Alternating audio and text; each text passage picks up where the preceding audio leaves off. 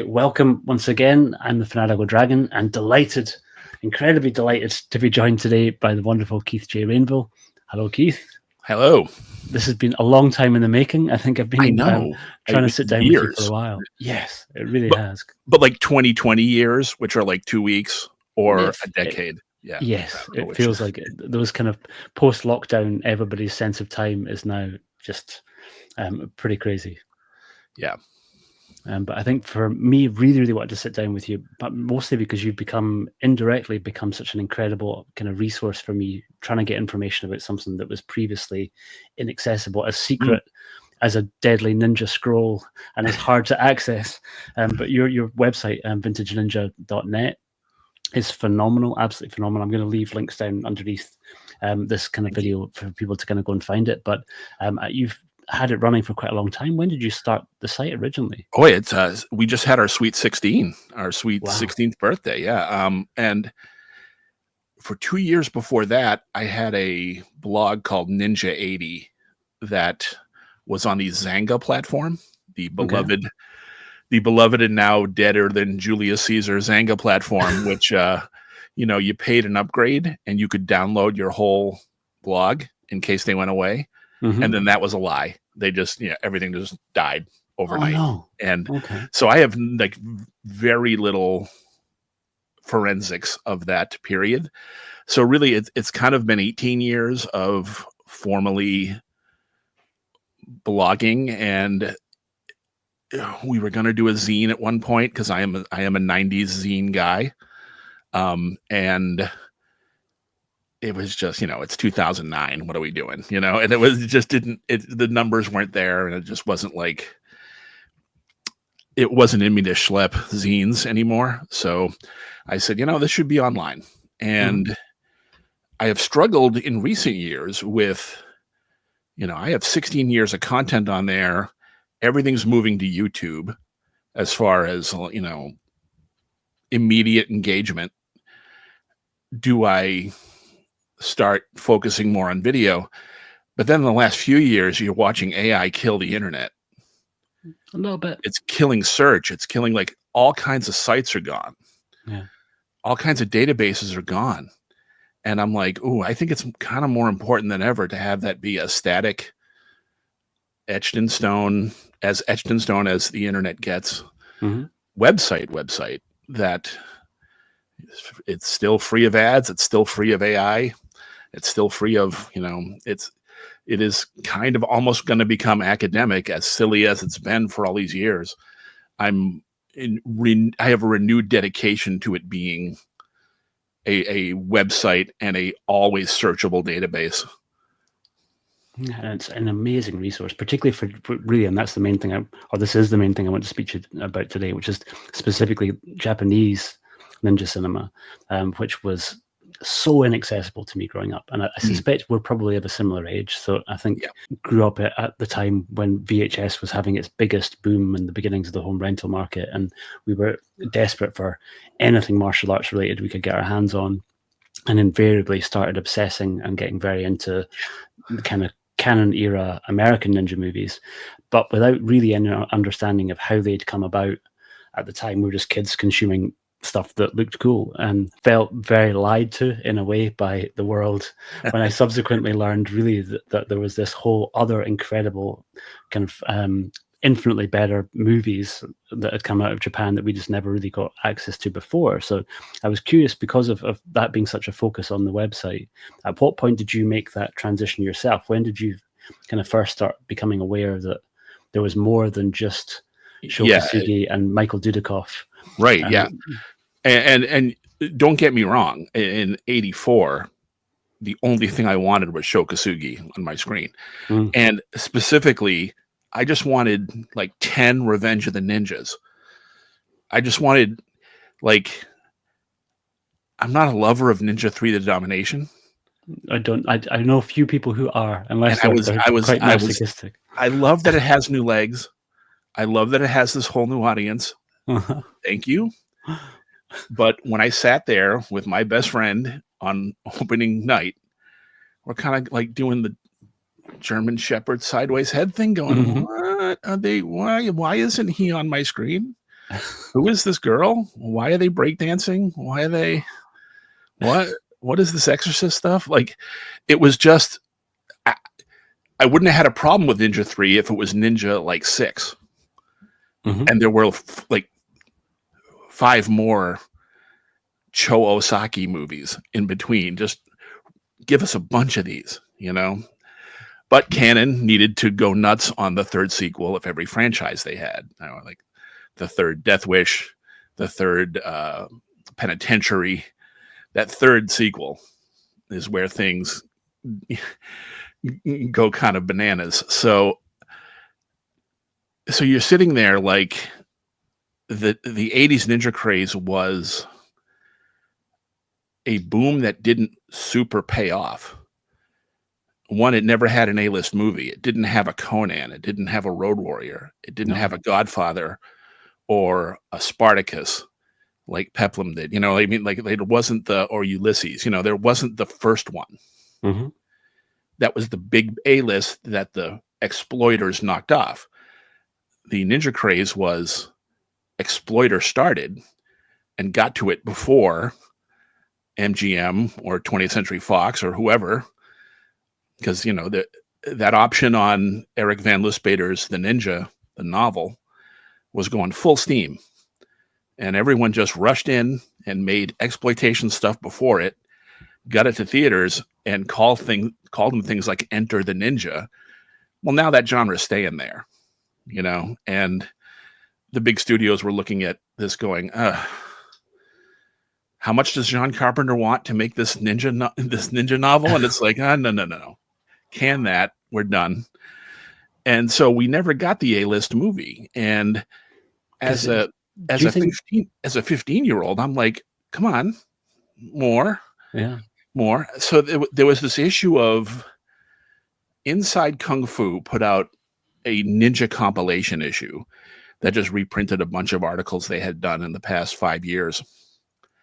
And one of them was by Jessica Amanda Salmonson, who is a prolific film reviewer, amongst other things. And she's just talking about these Japanese ninja movies. Like, oh, you should really see, you know, this Kaze no Bushi. You should really see Shinobi no Mono. And I know there's no way you can see that, but if you go to your city's library and ask their foreign language department, and it's like, wait, my library, I'm in a mill town in Massachusetts. My library is like 85 books, you know, and a VCR in the corner that doesn't work. Like there was no way to see these movies, but she's just talking about the volume of them. So that put a seed in me that when that craze died down, I had a notion that we had seen this tip of the iceberg. Mm-hmm. And a couple movies did make it here. The one that really illustrated the most to me was, you know, the composite Shogun Assassin, mm-hmm. which doesn't get enough credit for seeding as many ninja fans as it did. Mm-hmm. And a lot of people bag on it because they don't like the editing or the recontextualization of Ritsudo Yagyu as the Shogun. I agree with that in particular thing, but you cannot argue with how good Shogun Assassin is as a package. That's phenomenal. And in one of the rare cases of a voiceover actually possibly, if you view it not so much as a remake, but also as its sort of own separate entity, one of the greatest voiceovers in cinema history. The decision to make that from the child's point of view and then actually pulling that off. And the synth score, are you kidding me? That synth score is killer to this day. Yeah. So in the middle of that, you've got these ninja scenes. And these ninja look real. Mm-hmm. They look credible. That's not the stuff you buy from Asian World of Martial Arts. That's like, oh, that's the real stuff. Yeah. The Japanese wouldn't get that wrong, right? So I had this great notion of, oh, there's so much more. We're just denied. And in 2005 or 6, when, what are we on, Internet 3 or Internet 2 at that point, whatever, mm-hmm. you know, we're into the blogging era. Yeah, and we're still dial up, but there's forums are starting to appear. Right. And it's still a great place to connect. Mm. And there's this, what I am now retroactively calling the nostalgia boom, the nostalgia for ninjutsu stuff boom. that kind of occurred because the movies from the 80s had not been well treated in home video. Mm-hmm. There was no good disc of the Octagon. There was no good disc of the Cannon trilogy. There was no Pray for Death. You still couldn't see in its full form, Yeah, like anywhere, you know. And if you did, it always panned and scanned, and utter garbage. Yeah. Even the first DVDs of like Enter and Revenge they just processed the print they had, mm-hmm. and they were open matte. So you had a square picture of Revenge with tons of garbage up here and down below that you didn't want. You couldn't see. The picture is small on your screen, you know, and it's like no one hit the button to do that right. Like what? They were so neglected that, you know, you're looking around for, does anyone have a good bootleg Revenge of the Ninja out there? You know, you're looking around for this stuff, and suddenly you find something like the Kuroto Kagi news group and Facebook, or was it MySpace? Probably MySpace at that point. I think it was MySpace at that point. Yeah. I mean, you find a group like that where it's all guys going, hey, my buddy is stationed in Okinawa and he recorded this ninja show. I don't know what it is. I don't speak the language, but here's a 480i upload. And so you're like, wait, we can do this. So there was suddenly a really fertile community of DVD traders that spoke to me because I was a VHS trader 20 years earlier, 30 years earlier, you know.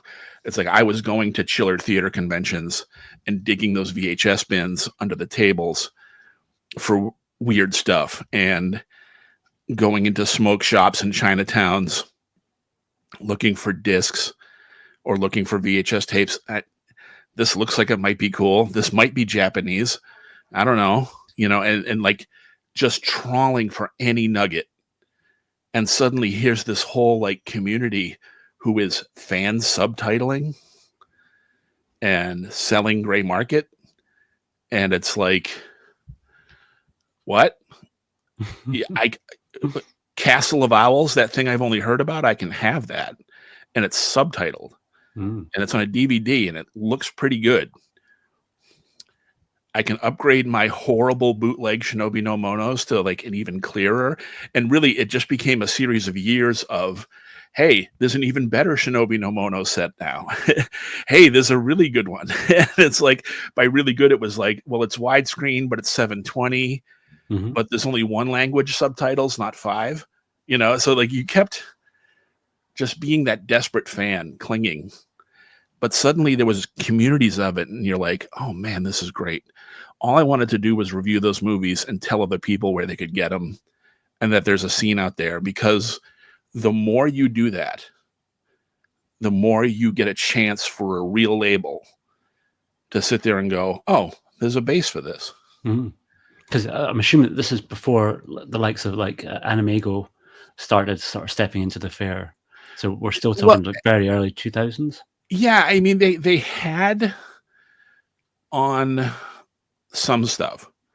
They had a very weird, inconsistent acquisition where like they had some fundamentals, but others were obscure.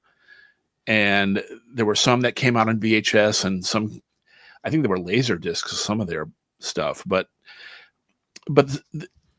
it addressed another problem, or it was kind of in the realm of another issue, in that the ninja genre, no matter where it comes from and what country, is kind of a no man's land, kind of an orphan. It's a Ronin. It's a Ronin genre in that it's not art house enough for Criterion, except for one example, maybe 2, maybe 3. But in general, Janus Films wasn't going to touch ninja movies because ninja movies meant canon. Yeah, I think sadly the American movies played a large part in turning an awful lot of people off. Exactly, and the idea of it. And I don't vilify canon at all. But what canon did was canon became the highest point of the bottom of the barrel. Yeah, and the bottom of that barrel, IFD film mark stuff, is just it's amazing to watch in a psychotronic sense, Mm-hmm. but it's not doing us any favors, and it's No. not going to get us Samurai Spy released on Blu-ray. No, unlikely Right. to. But weirdly, I think we are now in a situation where we're seeing an awful lot more of Godfrey Ho's movies making the transition to Yeah. really good quality Blu-ray than we Like, are. God bless the Germans. Like, they have a market there, and they're doing this. Like, it's astoundingly good quality stuff, and it's like, this is the worst movie in the best format I've ever seen. Yes. It's There's something terrific. I've come to, like, over the years. I've developed an incredible fondness for Godfrey Ho in terms of how much, just as a sheer cubist accomplishment, the idea of cut and paste filmmaking to that sort of degree. That's a great way to look at it. If Criterion could be pitched on that angle of being like, you like Stan Brakhage, this is kind of like a strange kind of, he's experimental in a different way, right? It just happens that it's a lower brow experimentation, and he's cutting and pasting, but there's an art form to what he did. And some of the times when he was making purely original movies, I do quite dig some of his stuff, and he spent so long at Shaw Brothers that I've got a lot of love for Godfrey Ho, more love for the man than I have for his movies. I would say that. Yeah, I there's a couple I can watch. Like Full Metal Ninja is my favorite because it's period set, but it's not. Yeah, they're just in pink satin ninja outfits, but he has a musket pistol because that's what makes it period. You know, like it's astounding in its childlike brazenness. But so when that's the EKG of the genre, you now have this thing of like, well, Janus isn't going to touch ninja movies. Yeah. But the thing is, Kaze Nobushi and, you know, Castle of Owls, some of these are like astounding. The Shinobi no Monos are astounding. Third Ninja, 17 Ninja, The Ninja Hunt. These are really good, solid meat and potatoes, two-fisted ninja movies that are shot. It looks like Conrad Hall shot these things at its height during Outer Limits era, you know? Yeah. Like, they're really good, except the art labels aren't going to touch that. It's so weird because the exploitation labels are also not going to touch it. Because it's too high. They perceive it as too highbrow for them. They're black and white, sophisticated. We got to hire a bunch of people to subtitle them. There's not enough fights. They're not martial artsy enough. So you don't get the Shaw Brothers saturation that we did. And you don't get the Janus, we'll take anything that Mifune was in attitude. That's so crazy to me, though, because I think... So they just don't live. Like, the fact Toshiro Mifune made 2 ninja movies with Hiroshi Inagaki, and they're nowhere. So even by those standards of Criterion, they wouldn't take those. So it's like... Why do you think, because I know that Samurai, it's so strange they latched onto Samurai Spy and not the others. It is very odd. Even stranger that Samurai Spy's not made the jump across onto Blu-ray. Like, I still don't know. There's some movies, I mean, it might be a rights issue, but there's a couple of things that they did celebrate when they were doing DVDs that for some reason they seem to have kind of forgotten that used to be a big part of their remit. Yeah. And their attention seems to be a bit too much more focused on very new films. So things that have come out over the last couple of years, and they're much quicker to jump on them. Sometimes the gray market and outright bootleg community does too good a job. Yeah. And Anime Ego found that out with their Shinobi no Mono DVD box set. Yeah. Here they are. They're the best they're ever going to look at that point, right? They're the extras, really good retranslated subtitles. But we all had them 3 times already. 4 times already. I had 3 different bootleg sets on my shelf. That's the 4th now. Yeah. But that's the most expensive one. 4 movies. I paid more for those 4 movies than I did all 3 other 8 movie sets. Hard to pitch that to a wider community. And it was also just before really DVDs started really leaning into special features at that point. So they were still relatively bare bones releases, right? And I never got their Shinobi no Mono sets. I got their Sleepy Eyes of Death sets, which are fantastic, but they weren't quite at that level. Yeah. And they were still in like the clamshell cases, which just never feels deluxe to me. never felt deluxe. Yeah. So it's a very unaddressed genre. So the more that happens with labels, the more you're still just looking at gray market guys and fan subs, and that's where the ninja movies have lived, because those are the people who do know more about Japanese cinema in general, about martial arts cinema in general. Mm-hmm. And your increased vocabulary of that leads to something like, when I see someone has a rip of Watari the Ninja Boy, I'm like, oh, no, that's not a kid's movie. I mean, it is, but it's not. It's insane. And it's gory and effed up. It's like, grab that. Like, a label's not going to do the same thing with that. So it's a matter of finding the angles. Do you think it was some of the people that were a part of that same community that have kind of gone on to be behind the likes of Sloppy Seconds and Samurai DVD and the kind of the sort of official, unofficial corners of the internet where they have a pretty stable, reliable website that will take orders and they'll dispatch a burnt disc to you, but they don't ask about the rights, basically, where they're filling a gap in the market and doing a pretty good job. I don't even know if gap's the right word. They are servicing, like, I mean, 80% of my huge ninja movie library is that kind of release. Yeah, because it has to be, right? Because it just has to be. Yeah. It has to be. And we're at a point now where, like, I've got it all. I've seen it all. It's just going to be upgrades from now on, right? Mm-hmm. And then boom, someone finds something like, oh, hey, we found this channel in Japan aired this Man in the Iron Mask, but it's ninjas. What? This was like 2 years ago. They're just, oh, here's this movie no one even knows exists. A guy I'm doing some work for, he just had one of his fans say, hey, I got this rip off of Hawaiian TV of this TV show from 60 whatever, and it's like, what is this? What? It's just 8 episodes of some show that no one's ever heard of that aired, because I mean, Japanese TV, there's an astounding depth of one season and out shows that are incredible. Mm-hmm. Like Hideo Gosha did a ninja TV show for one season. It's insanely good. And it just didn't last, or it's not that it didn't last. It was designed to be one season. Yeah. And these things, Japanese TV networks do not have the best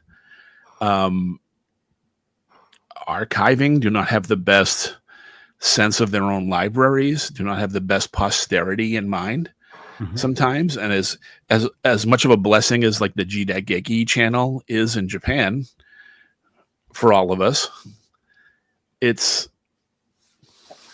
just not at the fervent fan level that we're at, because it's homegrown. It's not the priority, obviously. So, and the modern genre isn't really thriving either. So it's not like there's a fervent desire for sword opera in Japan. It's still there, but it's as healthy as the Western is here. Yeah, which is sporadic at best. So like a couple of titles a year if we're lucky, and if in the case of ninja stuff of fairly dubious, questionable quality. I mean, like Netflix made quite a big. We're jumping way ahead time wise, but we'll jump around a little bit. Like Netflix made a big deal about House of Ninjas, and it was really very disappointing. It's a thing. Pardon me here. Yeah, go for it, please do. I had way higher hopes for it than it kind of proved to end up being. It was a really great concept, but just didn't deliver at all. The only thing I liked about House of Ninjas was, I can't even say the title because I hate ninjas plural with an S. Mm-hmm. It's ninja. It's deer. It's like deer. Okay. Mm-hmm. It's like moose. You don't say mooses. Okay. But Japan has never done that ninja in the modern day thing. It's a given for us because Canon wasn't going to shoot a feudal period epic on the Toho lot like Shogun. They weren't going to do that. They didn't have Richard Chamberlain, you know. So the thing they did is take the ninja, pop him into the 20th century, just move the action figure to a different shelf. And usually some realm of small town America, which is small town America or Phoenix or Salt Lake City, Utah, or whatever. Yeah. And put them up against mafiosos with machine guns, and now you've got something you can sell to the world. Because they love this idea, because this is now Batman. This is now a superhero. This is now Bruce Lee, but he's in a costume with throwing stars. Oh, hell yeah, we can sell that. We can sell that worldwide. Japanese are sitting there going like, why is he dressed like that? What is he doing? What? That makes no, they literally never. There are no examples. The closest thing you get in Japan are comedies like Ninja Hattori-kun and Gabamaru the Ninja Boy. They're always a parody where like the mountains of Japan are still in the feudal era, even in like 1985 Tokyo. So when some bumpkin kid whose ninja grandfather passes away, he comes down into the city, he's still dressed like he's in the feudal era, you know, because it's a parody of their own society. And now it's, you know, the fish out of water story. Yeah. That's the point. But there is no Revenge of the Ninja looking movie in Japan. Certainly not in live action. I mean, Ninja not Kamai, in live action at all. Yeah, Ninja Kamai. I think Ninja Kamai was like a co-production. I think so. It was like Japanese and US but that's together. Also the snake biting its own tail. Yeah, like you get to a point where the Japanese are now influenced by the American '80s product and its footprint on the world in the decades since, which is why you can get that straight ninja sword with the square guard. That Shokasugi type ninja sword, you can buy that in Japan kind of for the first time.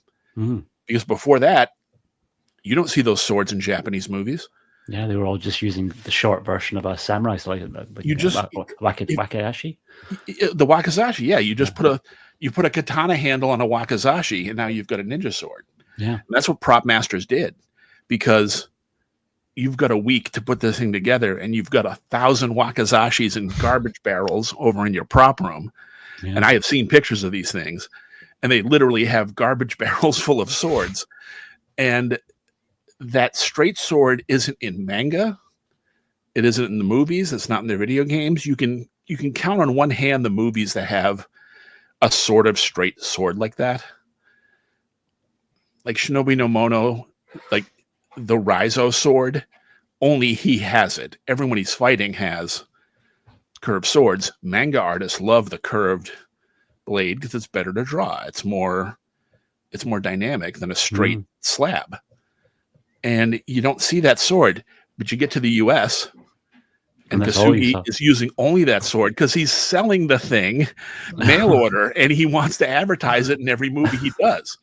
It's not a matter of historical accuracy. It's a matter of, hey, if they could put an embedded ad as a crawl on the bottom of the movie, they would have.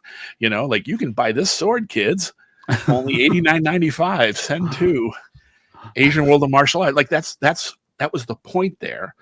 So it's like you don't have this modern superhero ninja, except stuff like tokusatsu, stuff like World Ninja War Jiraiya, you know, where he's ninja-esque, but he's also Power Ranger-y. You know, like that's the closest thing we get in the Japanese stuff to this canon model. The canon model was so matter-of-fact about it. It's like, yeah, this is ninja. You know, you just wear that stuff and you go up the skyscraper. What do you think they were riffing against? Because it didn't feel to me like, it felt like you can definitely see that You Only Live Twice was 100% ripping off the Japanese. Yeah. It was going straight to Shinobi no Mono, right? But the canon movies didn't feel like they were a response to No. anything that was happening in Japan, particularly beyond the idea of, like, I almost thought maybe they just saw a still picture of a guy in a ninja suit and then just filled in all the other blanks themselves. Well, because the ninja booms happen when three things, it's like a hurricane. You need this low pressure, this high pressure, they have to meet, has to be dry, flat, boom, now you have a tornado. You know, it's that kind of weather thing where you need a perfect series of occurrences. Mm-hmm. And the original booms of ninja and ninjutsu interest in Japan, there's one in the teens and the silent movie era. Mm-hmm. There's one in the 60s that is huge, that fed us. And then there's ours in the 80s. Decade, right? So like 60s. Really a full decade, yeah. Where most genre booms are like 5 years, they had a full, like, almost 13. Yeah. But those things happen when there's martial artists talking history and martial arts stuff. There's a movie, big movie property, and then there's either a kid's book or a comic. Those things come together as a Venn, and the middle is that ninja boom. But you need all three, because there's been periods where there's been hit movies, but kids don't care. Or there's a hit kids property, but adults don't care. But when there's martial arts, movie interest, and kid interest, that's when ninjas are everywhere. So what happens in the 80s here is guys like Mike Stone, who are in the martial arts world, who are seeing, okay, we've worn out the Bruce Lee. It's been 6 years since he died, whatever, and it's 1980. Things are starting to feel different in movies. TV's starting to look different. It's a new decade, new president, new economy. Mm-hmm. This is a shot here. We can put something new. Now, he knows from the martial arts world, which is very insular. And yes, there have been a few ninja appearances in things like Kung Fu. There's a ninja episode of Hawaii Five-0, of Beretta, of Quincy. They are years apart each. Yeah. There's not a throughput. There's not a swell. But Stone sees what a hit Shogun was on American TV. And for a modern audience now, they don't understand, if you're younger, how big those miniseries weeks were.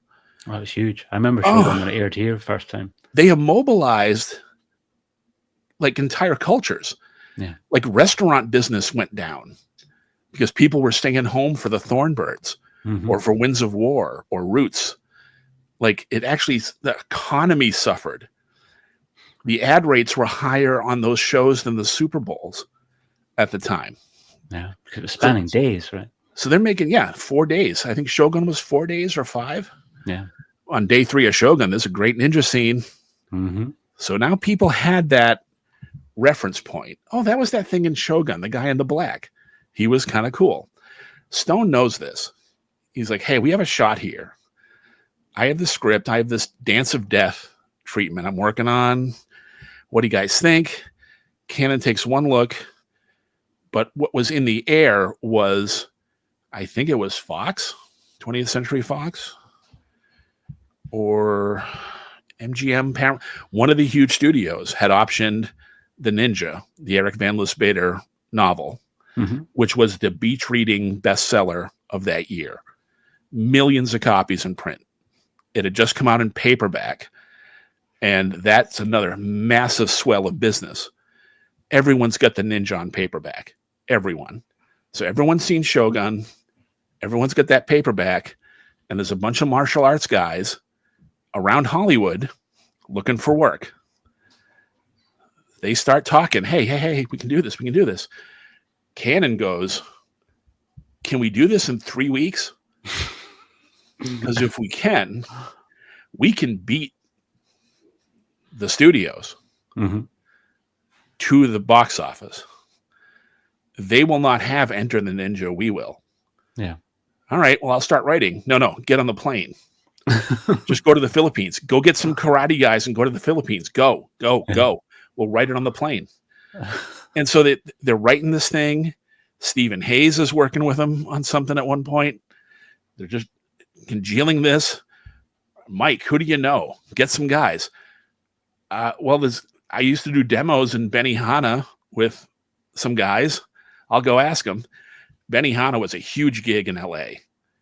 The LA Benihana restaurants they had full stages. They would do koto drums, taiko dancing, little kabuki vignettes, and karate demos, which people loved. So they're eating their cheap, crappy steak, watching people break boards. Mike Stone knows, I know all those guys. We'll get on the plane right now. One of them, Shokasugi. Wow. Okay. I didn't know that's where he'd come out of. Okay. That's how delicate this whole was. You know, if he hadn't been doing Benihana demos, which were big money, and you can make a whole lot more than teaching white belts at the YMCA. So he does that. And it's like, oh yeah, hey, Mike, yeah, I'll go to the Philippines, whatever. It's a movie. And off they go. How did Franco Nero get roped into? Nero had a 3-picture deal with Canon. It wasn't a 3 ninja picture. It was just 3, you owe us 3 movies, because Canon was signing everybody. They were just throwing money around. And he was kind of coming off of the dizzying heights of his kind of former sort of European cinema heights, right? And it was exactly. Yeah. And a lot of the genres he made his money in were dead. Spaghetti westerns were dead. Like you look at like Force 10 from Navarone. That's where he was. I'm like 5th down in an ensemble cast. Yeah. So it's like, hey, here's a lead movie. It's a what movie? It's I don't know what that is, but I'm the lead. Fine. Philippines, it's hot there, right? Yeah. How long am I going to be there? Like 5 days. Don't worry about it. Just do it. It'll get your name out there. Godfather stuff is dead. The Serpico knockoffs are dead. Like all these other things were dead. And he does that movie. And then it's got this great, like, urban legend to it that was perpetuated by a lot of magazines at the time. And it's complete bunk that Mike Stone was sitting in the opening of Enter the Ninja going, hey, that's not me. And like, that's how he found out that he had been replaced as the lead actor. He's like, and I asked him point blank. I interviewed him once and I asked him point blank, like, is that for real? Because we all believed it. And he's like, no, I was with him. I was his stunt double. I knew he was there. Like they paid me more to be the stunt double, fight coordinator, and talent wrangler for the martial artists. I got paid more than I would be if I had been an actor. So, he's the MVP of that thing. But that was the Canon attitude made that possible, where it's just like, here's a briefcase of money, go make this thing. Like Sam Furstenberg, you ever make a martial arts movie? No. You think you can? Sure. I don't know.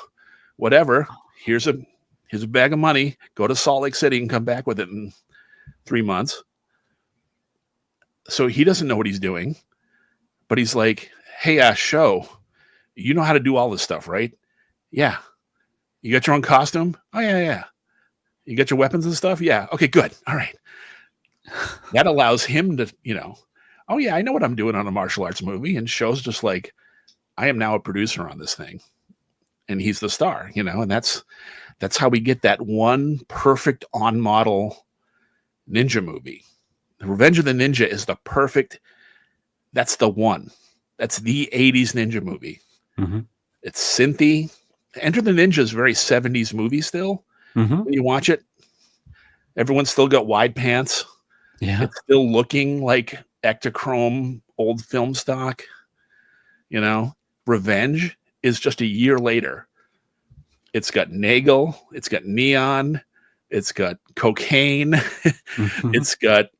it's an 80s movie. Yeah. It's got the Rob Walsh synth score. That is an 80s new decade, new martial arts phenom. This is now 80s ninja. It's the one perfect movie. We needed 6. Mm. We got 1. But that one movie, those 2 movies were enough to kill, between The Octagon, Enter, and Revenge. I think, the studio execs who were hiring Irving Kershner, who had just done Empire Strikes Back, he was on board to direct that adaptation of the Ninja.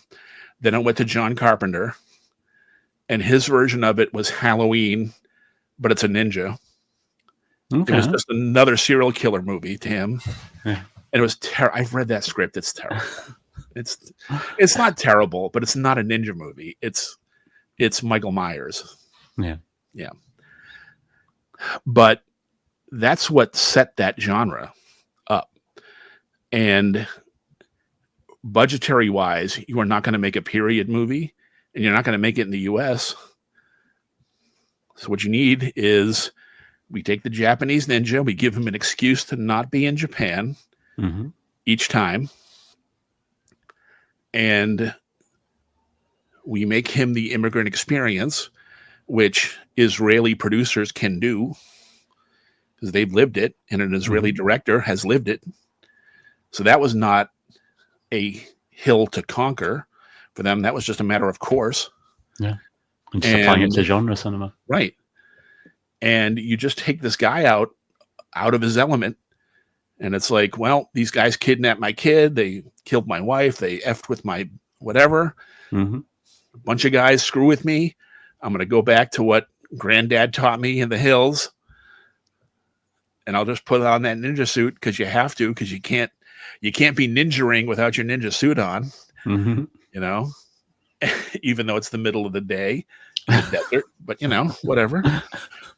And that's how that, like, kind of not the American Ninja franchise, but the American Ninja model, the model of ninja in America, was that out of context guy.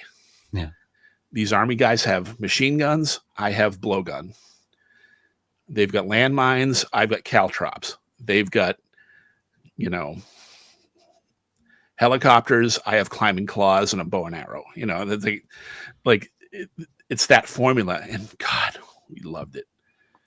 And then rinse and repeat, right? It was just a case of like. And the ninja thing has a bunch of weird, exotic weapons you haven't seen on screen before. Like the credit sequence of Enter the Ninja, that launched the craze. Not even that movie, just a credit sequence. Just Shokasugi on black with white weapons doing stuff while credits roll. It's like, 100% I'm in. You just changed my DNA strand. I am now 15% this. And like you said with the sword, and you can buy them all, and so literally at the same sort of time, all those go to the back pages of any like combat magazine or ninja magazine, and everything was there, right? They invented a whole economy. Yeah, I was out there shoveling driveways and raking leaves, doing any job I could to get mail order ninja weapon money. They were in the States. You could buy. Bunch of states, they were illegal. Throwing stars were illegal. The way they get around this is they would drill a hole in the top of the star and put it on a chain. Oh, okay. So now it's a necklace. Yeah.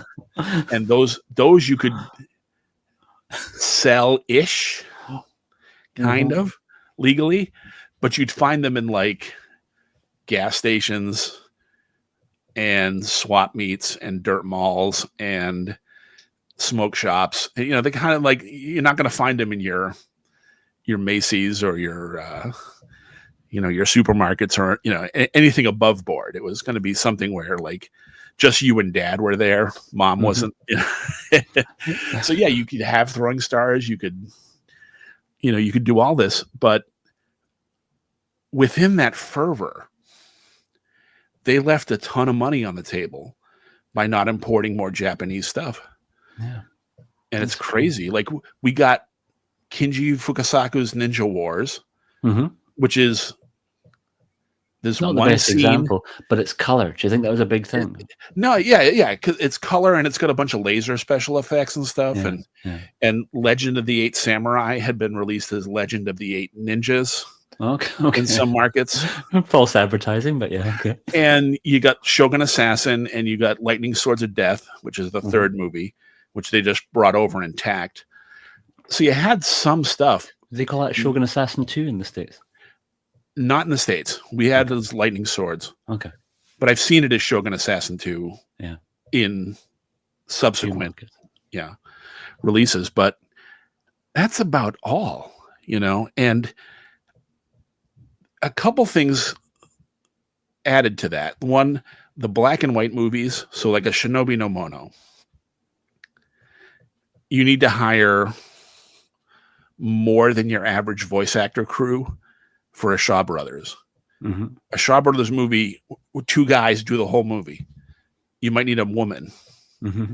And they do the kids too. You know what I mean? It's like, just quite often one of the guys who do most of the girls too. Yeah, exactly. But like the first Shinobi no Mono has like 20 characters. You've got it's much more involved, and there's a lot of downtime and a lot of talking and a lot of class warfare and a lot of political structure. And it's just not super fun. And it's also black and white. It's also to a degree a very socialist, pro-socialist allegory as well. Yes.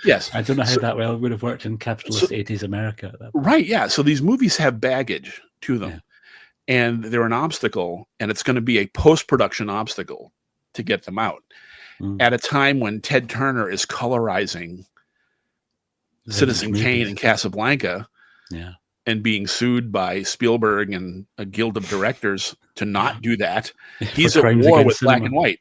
It's a weird thing because Turner and a bunch of other people are at war with black and white. And the first time Night of the Living Dead is on VHS, it's pastel colorized, and it's all this color, gotta be color. At the same time, Raging Bull, Elephant Man, Pennies from Heaven, Rumblefish, all these Oscar or Oscar-worthy films are in black and white are coming out. You know what I mean? And it's like, this should not be a problem with black and white. None of us have a problem with black and white. Yeah, it's the studio perception of we're not going to make any movie. Box office death. Yeah, especially on price to sell VHS. So the real frustrating thing for me is that stuff that was packaged and ready to go didn't make it over here.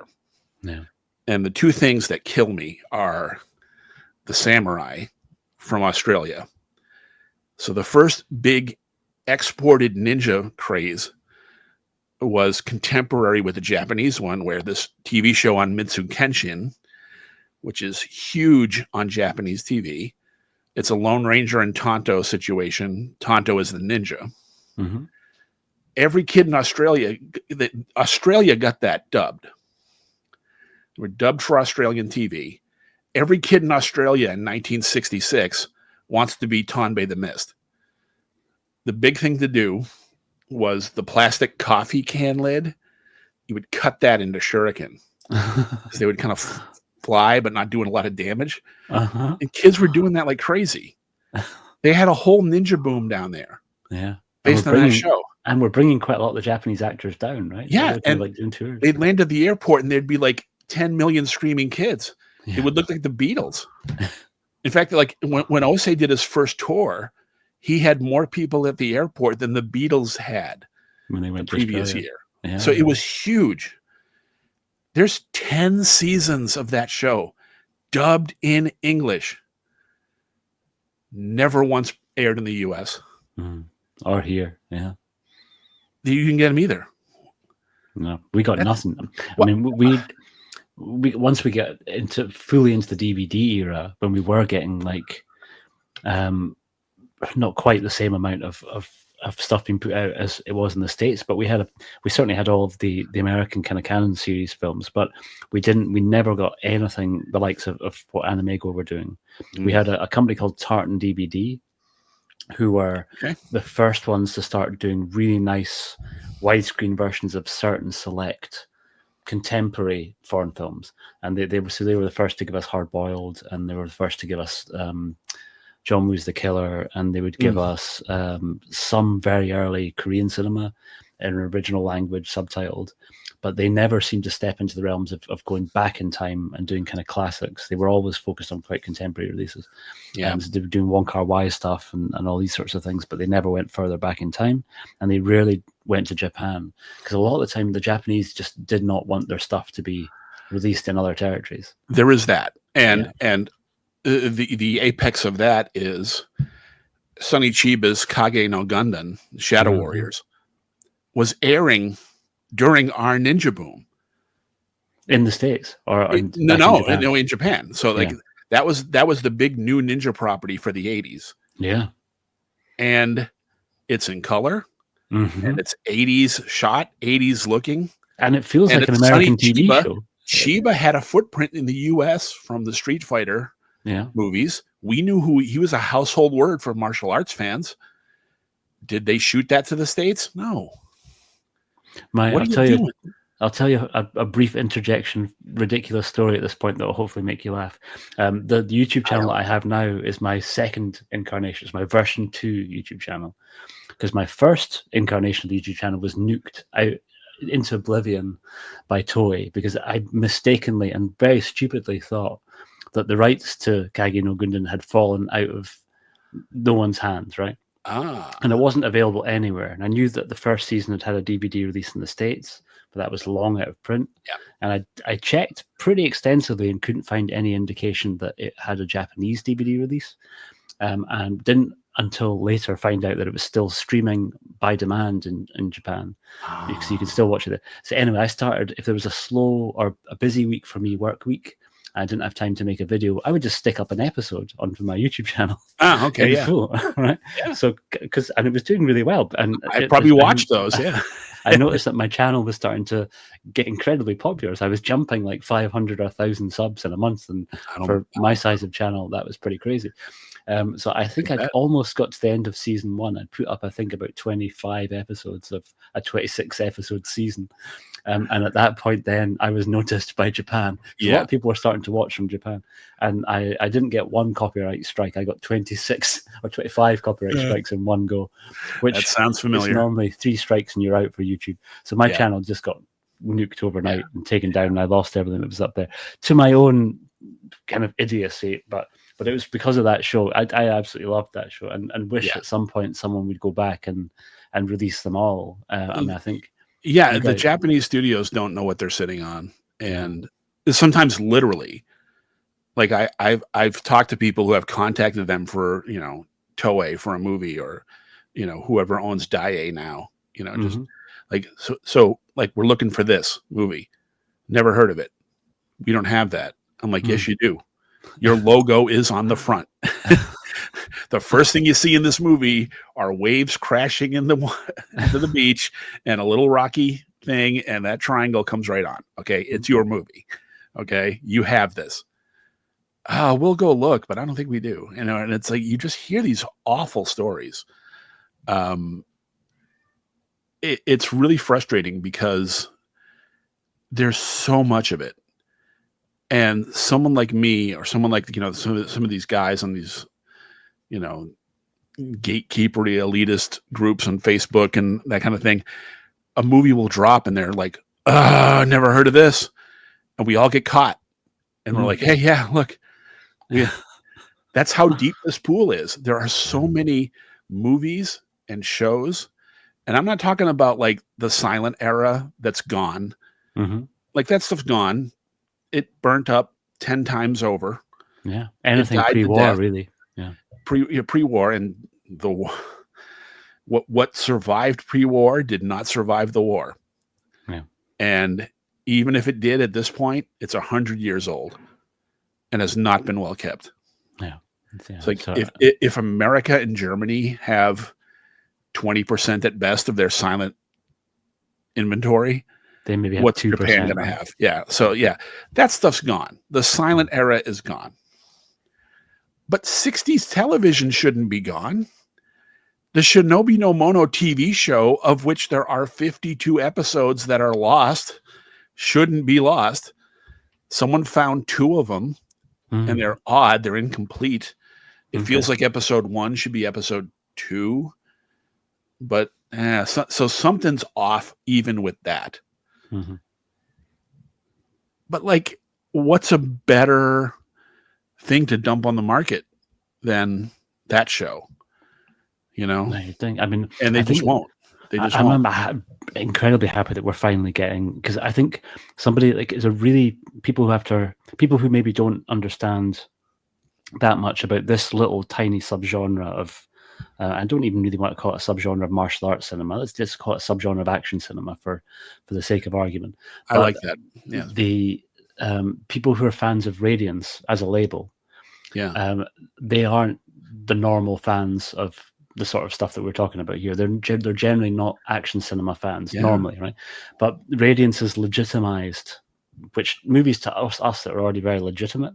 Like I think Shinobi no Mono, arguably kind of the ground zero for kind of quality Japanese ninja movies Yes. in all senses, right? It's the Citizen Kane of the ninja genre. Completely, yeah. It is the baseline of which you judge everything above and below. Completely. But when Radiance first made the decision, like Franz Simeone, who was with, apologies if you hear my cat attempting to mew his way into the history books in the background. I think Franz Simeone has an incredible legacy. He was with Arrow Video for a long time and was kind of their key producer on most of their Kinji Fukasaku releases, so from Battle Royale onwards, from DVD days right the way through into Blu-ray. Then left Arrow to start his own label, started Radiance. But when he picked up the Shinobi no Mono films, he only optioned the first three, because from his point of view, they were kind of the only ones really worthy of doing, because they were the only ones based on the original novel. I disagree, and history has proved us right in this, because they're doing more, right? But Yeah. I think that wasn't Radiance's purpose for being. It wasn't an action label specifically. He just wanted to kind of shine light, right? Yeah. He wanted to shine a light on areas of cinema that people wouldn't have seen. I think he was really quite taken aback by how incredibly well that first set sold, because it sold not just to action heads like us, but it peaked it.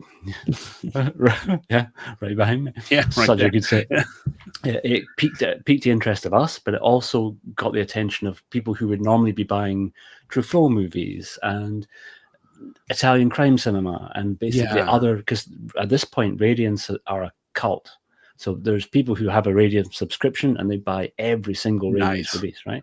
And so it got all those people on board too. And all those people and the action heads combined said, there's 9 of these? When's the next set coming, right? And I hope they are counting them as 9. I think they are. Because Mission Iron Castle, like Mission Iron Castle, 1970, it is definitely the punctuation of the genre. It is. Yeah. It's the last great black and white movie. I believe it's the last theatrically released black and white ninja movie over there. Ninja immediately went to kids TV after, with Kaiketsu Lion Maru and Henshin Ninja Arashi, and that's where Ninja went for about the next 10 years, right? For a good 10 years, yeah. And it's like Dai was just the franchise label. If like, how many Dai movies are just one entry? Like, there's 9. If there's 1, there's 6. If there's 1, there's 14. If there's 1, there's 9. So they make Mission Iron Castle, which is dubious for multiple multiple fronts. It's almost right. It's like we're very familiar with Bruceploitation as a concept, but the 9th film is almost Rhizo-sploitation, right? It is. No, it's not almost. I love Hiroki Matsukata. He is he played a ninja in more ninja movies than any other actor in history. More than his dad, more than Reizo did, more than Sho, more than anyone, more than anybody. So I get it. You hire him. He's a heartthrob. He's a matinee idol. On paper, it makes sense, right? Just insert him into these beloved Rhizo property. They gave him Sleepy Eyes of Death and Shinobi no Mono and said, "Oh, come on, just go."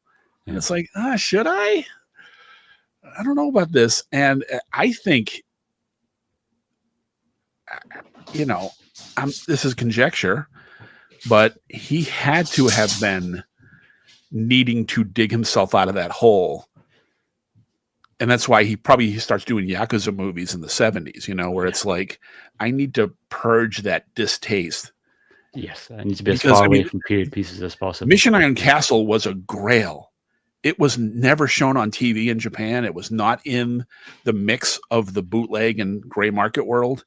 Mhm. You knew it. I had a poster of it probably 10 years before I ever saw it.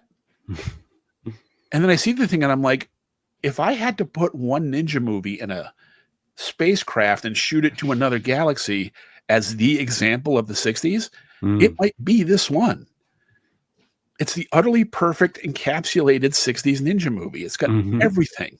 The dourness, the fatalness, the gimmicks. It's got more minutes of black costume ninja action than almost all the other Shinobi no Monos. It's perfect. Yeah. But it was 1970 and the star was dead and everyone wanted color. And we've been doing this for 13 years now. It's over. And I think it left a bit of a bad taste in people's mouths. I think everyone. Right? It was just questionable. If they just hadn't called it Shinobi no Mono 9. It should have been Castle of Traps idea, or just Mission Iron Castle with drop the Shinobi no Mono element of it. Exactly. But it was also, no matter what, it was 1970. Yeah. Anyone who was 15 when Shinobi no Mono came out was now a 22-year-old office worker with no time. Yeah. Or wanting to just kind of see something more contemporary, wanting to see action films, wanting to see... Right, and I'm speaking from experience because by 1990, I'm not craving Revenge of the Ninja anymore. It was a great period of my life, but I've discovered girls. I have a driver's license. I need to get a job. I'm in college. I got other interests. The ninja thing is old, tired, and has embarrassed itself at this point. Yeah, it's become Teenage Mutant Ninja Turtles. That's the biggest thing. Yeah. Ninja now is green cowabunga. Yeah. That's what ninja is. And that's what ninja was for Hollywood too. You couldn't pitch an R-rated exploitation, gore, weapons-laden, nude blonde chicks. You couldn't do that movie anymore. You couldn't pitch it. You couldn't. No one would even take a meeting. We took it a stage further than you guys did. We banned it wholesale. Right. Yeah. You had a whole thing with the weapons, right? Yeah, weapons and the word, like literally anything that had the ninja word itself in it too was a immediate red flag for the BBFC. So Shogun Assassin was basically one of the original video nasties here. Like Shogun Assassin, right. Almost impossible to get for quite a long time. Anything that had ninja in it was basically not going to get through the censors, and at best it was going to be an 18. So it was the only people who were going to be able to see it were adults. And interesting. Wow. We changed the name of the turtles, so it became the Teenage Mutant Hero Turtles. Was the only way they could get through. They edited out any sequence when they were using weapons. Yeah, completely, and edited out all sequences when they were using weapons from the cartoon and the films. Yeah. So and Enter the Dragon had all its nunchuck sequences removed. The nunchucks were the big trip one, right? Like really, yeah, because we were all you could make them. You could make them. You were getting, and everyone was going out to hardware stores, getting yes. a broom handle and a bit of chain, and then concussing themselves or someone else instantly. Yeah, right in your own forehead. Yes. Bam. Yeah. First blood you drew was your own. We took things to stage. We were making, a lot of us were making bow and arrows as well. We were pretty heavily into making bow and arrows from garden centers with bits. They show you Robin Hood though, right? Yeah, right. Yeah. So what was a lot of us impaling ourselves with garden centers were a dangerous place for children. Yeah. It was a hot thing in the U.S. too. There were all kinds of like nightly news expose stories about, if you take your kid into one of these, essentially head shops, these smoke shops that sold like pipes and all kinds of other whatever was a seedy thing you could sell, and they would have incense burners and all, just garbage. Anything that was a blade, a letter opener, anything that's a deadly ninja weapon. Look at this. They just sold this deadly ninja weapon to a child, and it's like a teenager, and it's one of these butterfly knives, Mm-hmm. and that's like, oh, that's it. SWAT teams, boom. Yeah. Like, pastors, priests, outrage, Bible thumping. We got to save our kids from ninja weapons. Oh my Mm-hmm. God. Yeah. It And stayed like that until hip hop took the heat off it for a while. it really did. Hip hop came along, Thank God for the rap industry. Yes. yeah. And crack and, the Glock. Yeah. But yeah, it was a real problem. It was a real problem for like Sunbow making G.I. Joe cartoons. Yeah, of course. Storm Shadow. Storm Shadow, man. I'll never forget the day I found Storm Shadow on the shelf. Mhm. Oh, pulled 2 of those right off the peg. My whole week's allowance went right to him. It was like, there's a ninja. There's a toy ninja. Mm-hmm. And a minute later, there were horrible knockoffs of them for sale on blankets outside the subway stations in New York City. But yeah, there was just such a fervor for all of it. And I was right there. I couldn't get enough, Same. Yeah, I was at that right age as well. G.I. Joe was, I think, was a pretty. I was never there for the full size ones. I was always, by the time I was the age to get into it, Right. they'd already shifted to the smaller.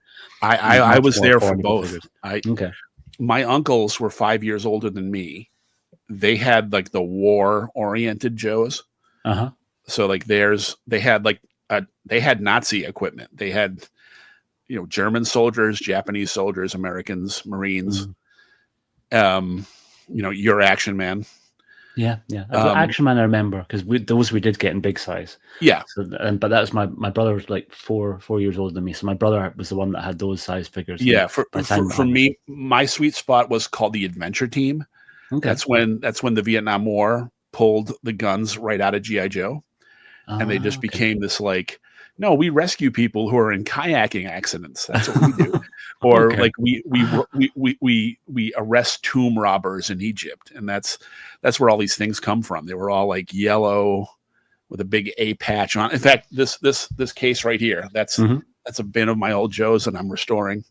So I had the peacetime Joes, but because my uncles were now 5 years older and off to school, they just gave me their bin of old weapons. So I was the only kid on the block who had machine guns and grenades and stuff. And it's all to scale. Yeah, man.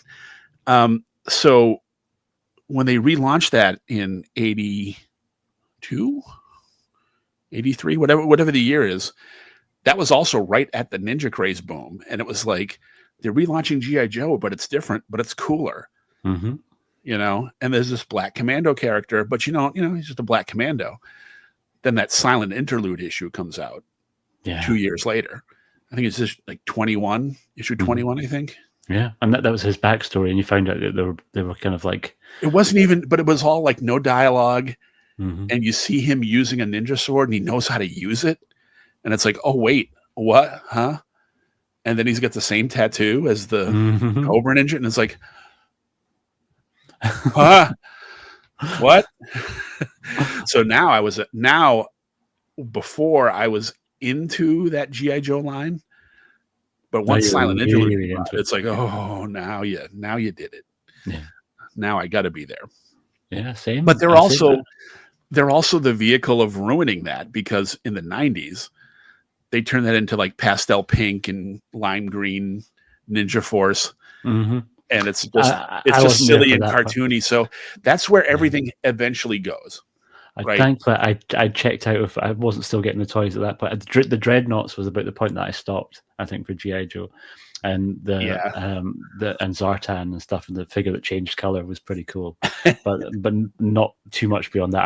I also discovered girls and realized that it was probably less likely for me to get girls to hang out with me if they came around and I had like loads of like kind of poison, Cobra his tanks and stuff there. But it's weird how the things that kind of catch us at that age. Like I was still low level quite excited when they were going to do a Snake Eyes movie, and because of who was going to be involved. Because I'm enormous, massive fan of Kenji Tanigaki and of the Rurouni Kenshin movies. And it's like you've got fucking Kenji doing the action for this. Holy fuck! It was all there on paper. Legit, so excited. It was super delighted about the main guy that they had. All there. It was all there, but man, they find a way to blow it. they messed it up so bad. But if you go back and see Kenji's previs for the fights, it's like it should have been. The previs is incredible. They were doing some interesting stuff that just got entirely cut to shreds in the editing room. It's a real shame. Oddly, the modern nostalgia model, the nostalgia model that's giving us Naked Gun reboot, that's giving us Happy Gilmore 2 50 years later, you know what I mean? Like that nostalgia model of the full recognition of this is the cheese we wanted, give us this cheese times 20 now, would work for G.I. Joe. Like, because if someone did a really in tune with what 2025 is, G.I. Joe movie, the stars would be Shipwreck, the stars would be Ninja Force, the stars would be Cold Slither, the heavy metal band from that one episode. You know what I mean? Like they would lean into that stuff. And you'd have this G.I. Joe movie where like Channing Tatum as Shipwreck would be the center of it almost, you know, and it would just be stunt casting and nothing but gags and blow some stuff up. That's what those movies needed to be. Yeah. And what really killed me, that second one where they have Bruce Willis as the original kind of G.I. Joe without saying it. If he had just had a beard, hair, and a scar, that's my favorite movie. But no, you couldn't just address the property, you know? No. And that's the thing, too, of like a lot of remake, a lot of adaptations. Marvel is ultra guilty of this. They don't want to get into litigation. Yes, they have to change it 25%, right? They own something outright, but it's also like, yeah, but that Larry Hama guy's alive. So we better not do quite silent interlude because we don't want to pay him again. But we want to do it, but we don't. So how can we do it and not pay for it, but have it? Yeah. And that's that's what you get. They want their cake to eat it and ideally not have to pay for it too. Yeah. Yeah. And the corporate entities that do pay their people, like the Doctor Who reboot with Chris Eccleston, it's like, that's like, get the best people who have been living and working and doing this and have it be right. And look, that worked, you know? So it can work. You can do it. It doesn't have to be, but I don't know. They just won't do it. We'll never have our good silent interlude, I don't think. No, I don't think so. Certainly not for another. They're going to have to give it a bit of time before they kind of come. It needs a decade. Yeah, it needs a decade. Yeah, and by that point, I don't know if the interest will be there. And I think what are we even doing in a decade? How are we watching stuff? You know, and corporate ownership is just failing itself, which is why piracy is back. You know, which is why the gray market is still thriving. But yeah, in some ways more so than ever, especially the more that they try and tell everyone that physical media is dead, the more that physical media goes out of its way to prove them that it's not. I'm assembling an IKEA bookshelf in the corner right now. Tell me physical media is dead. You know, look what's behind you. It's like, come on. It's a new golden age just now. It's incredible. It kind of is a new golden age. Like I've got this like super deluxe Arrow release of the creatures that time forgot. And like that's getting this inch thick deluxe bookshelf edition. It's like, yeah, that's where we are. Yeah, that's where we are. It's not just, it's everything now. It's not just aberrant like Life Force and Ninja 3 being these weird little cult communities around something. No, we'll go deeper. Yeah, completely. And like, I think we'll put out $150 Captain Kronos Vampire Hunter edition now. We'll do that. Yeah. Yeah, and it'll sell enough copies to make that a worthwhile project. Completely. Yeah. And that's why I think it's such a wonderful thing to bring it back to Shinobi no Mono. It's a wonderful thing that Radiance specifically have been the ones that grabbed that, because Radiance already the kind of unofficial Radiance poster boy on the Japanese cinema side was Tomosaboru Wakayama. He's in an alarming amount of movies they put out from the kind of mostly all contemporary. They haven't done another endless pool of stuff. Yeah, so much so, right? And What's there's great still about so him many out and there. Shintaro Katsu is you not only find a movie where it's like, oh, here's some Katsu movie I've never heard of. Mm. Oh, there's 4 of them. Yeah, Wait, it's a completely. whole franchise I've never heard of. Yeah, Like Shokin Kasegi. What is it? It's the bounty hunter. There's yeah, 3 movies and like 3 seasons of TV. There's like 30 episodes of the TV, and the TV show is better than the movies. yeah, yeah. Oh, Yeah. it's so good. Mm. It's jaw-droppingly good. I love it so much. Mm-hmm. I have an unholy love for exploitive Japanese 70s and 80s TV. Same. Anyway, Yeah. you know, and like Wakayama just lived that stuff. He's just like, yeah, we're just going to make this show. I'm going to be in 2 scenes. I'm going to flip my sword around and use some kind of wacky gun Mm-hmm. that I had the prop department make because I want to take it home with me. Mm-hmm. And he would.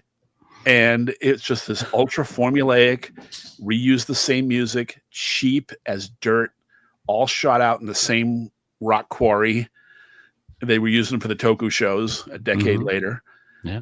And there's 38 episodes, and you're like, yeah, give me this. That and Same with Mute Samurai as well. Mute Samurai is Mute incredible. Samurai, exactly. Mifune couldn't get a film deal, so he's just like, yeah, I'll just go to TV. Screw it, you know. And he did the what some people call the Barbara Stanwyck model, you know, where it's like, okay, I'm done in the movies now. I'm just going to do 38 seasons of Bonanza. Mm-hmm. That's who I'm going to be, you know, and that's what she did. Yeah. Probably made more money off it. Those shows went to guaranteed. syndication for and it's years. steady, relentless, not going anywhere money. Yeah. Got picked up every year. There was no doubt you were good to go. So why wouldn't you do that? And Katsu Studios was very fit, you know, they're the perfect vehicle to do TV. They're like, we're franchise driven. We like to like milk a character like nobody's business, you know? And that's where the money was at that time. It was almost weird. It was almost what we're seeing in American production with like Netflix and Amazon just now, in some ways having more money and a bit less of a sense of like, we can only make 1 or 2 tentpole projects a year, the way that the major studios kind of are just now. They're only ever thinking about their one huge Mission Impossible or big Marvel summer movie. They're not really. And that's in doubt now too. Yeah, because they're just not making the money back, right? It's too big a gamble. But in Japan at that point, from what I understand about how the cinema was massively impacted by the rise of television and people watching stuff at home, there was a much more viable business model for Shintaro Katsu just to move away from doing films and to move on to TV, and there was the money there.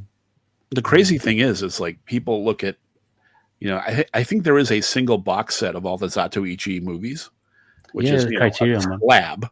Yeah. It's an obelisk, right? It's a great set. Still Criterion's best box set, right? Yeah, but there's also all kinds of seasons of the same character with Shintaro Katsu on TV. And there was an animated show too. Mm-hmm. And there's a bunch of reboots and a bunch of made-for-TV movies that are one-offs. And it's like, how you can't be a completist, a Zatoichi completist. You can't. It's a bottomless pit. They just keep finding them.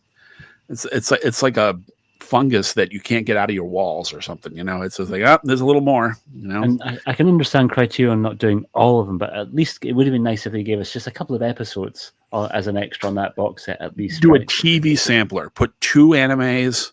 Yeah. Put 2 of the, you know, one of the TV movies or 2 episodes or something, or the first. Yeah, do something, because I love that TV look and feel.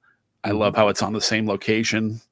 I love the obligatory cast of extras and other characters that are in the beginning and end of every episode. Mm-hmm. You know, I love that whole model. I love that look. I really love, and this is another thing the gray market has done, is they've let us discover that, like, if you love the Ninja Hunt Kagegari, if you love the other Kagegari, the Shadow Hunters, both of which have come out, right? Yeah. There are made-for-TV remakes of all those from 10 years later. It was almost like they just wanted to churn the IPs or renew the copyrights or something. So Jushiro Kono makes the Ninja Hunt in, I think, 64, Mm-hmm. which is one of the best, grittiest, most brutal black and white era ninja movies. Absolutely phenomenal. In 75 or 76, they remake it for TV, phoned in, low budget, but it stars this kid in his role. It's got Hiroki Matsukata in his dad's role. So I'm there. I'm watching that bad remake. I'm like, I love this. I love this lower budget remake of this other movie. You know, it's gratuitous. Now it's on TV and it's in color. Those are the reasons to remake something. You know, when you have color, that's a leap. When you have sound, that was a leap. Mm-hmm. Of course, we're going to remake The Wizard of Oz. We have sound now. Of course, we're going to remake Jekyll and Hyde. We have sound and color. Mm-hmm. And increasingly effects. We can do the transformation. And we can show cleavage now. Yeah. Hammer. Like, Hammer lived on color cleavage. Mm-hmm. So you're going to redo Dracula and Frankenstein and the Mummy? Why? Color and cleavage. Yes. Okay, here's my money. Yeah, that's what the world did. To the point where Universal distributed those. Like the founders of Universal must have been rolling in their graves when their competition was co-opted into the family. But that's exactly what happened. Mm-hmm. And Hammer were essentially never short of seeing an opportunity, and I think in a way doing what we were speaking about with Canon, they could move fast. They were smaller budgets, and they could move quick. So they knocked stuff out pretty quick. Same idea of like, we've got a script, don't worry about the script. It'll be fine. We know the formula. Call Peter Cushing and Christopher Lee and let's go. Yes. Hound of the Baskervilles. Yeah. It's the best Sherlock Holmes.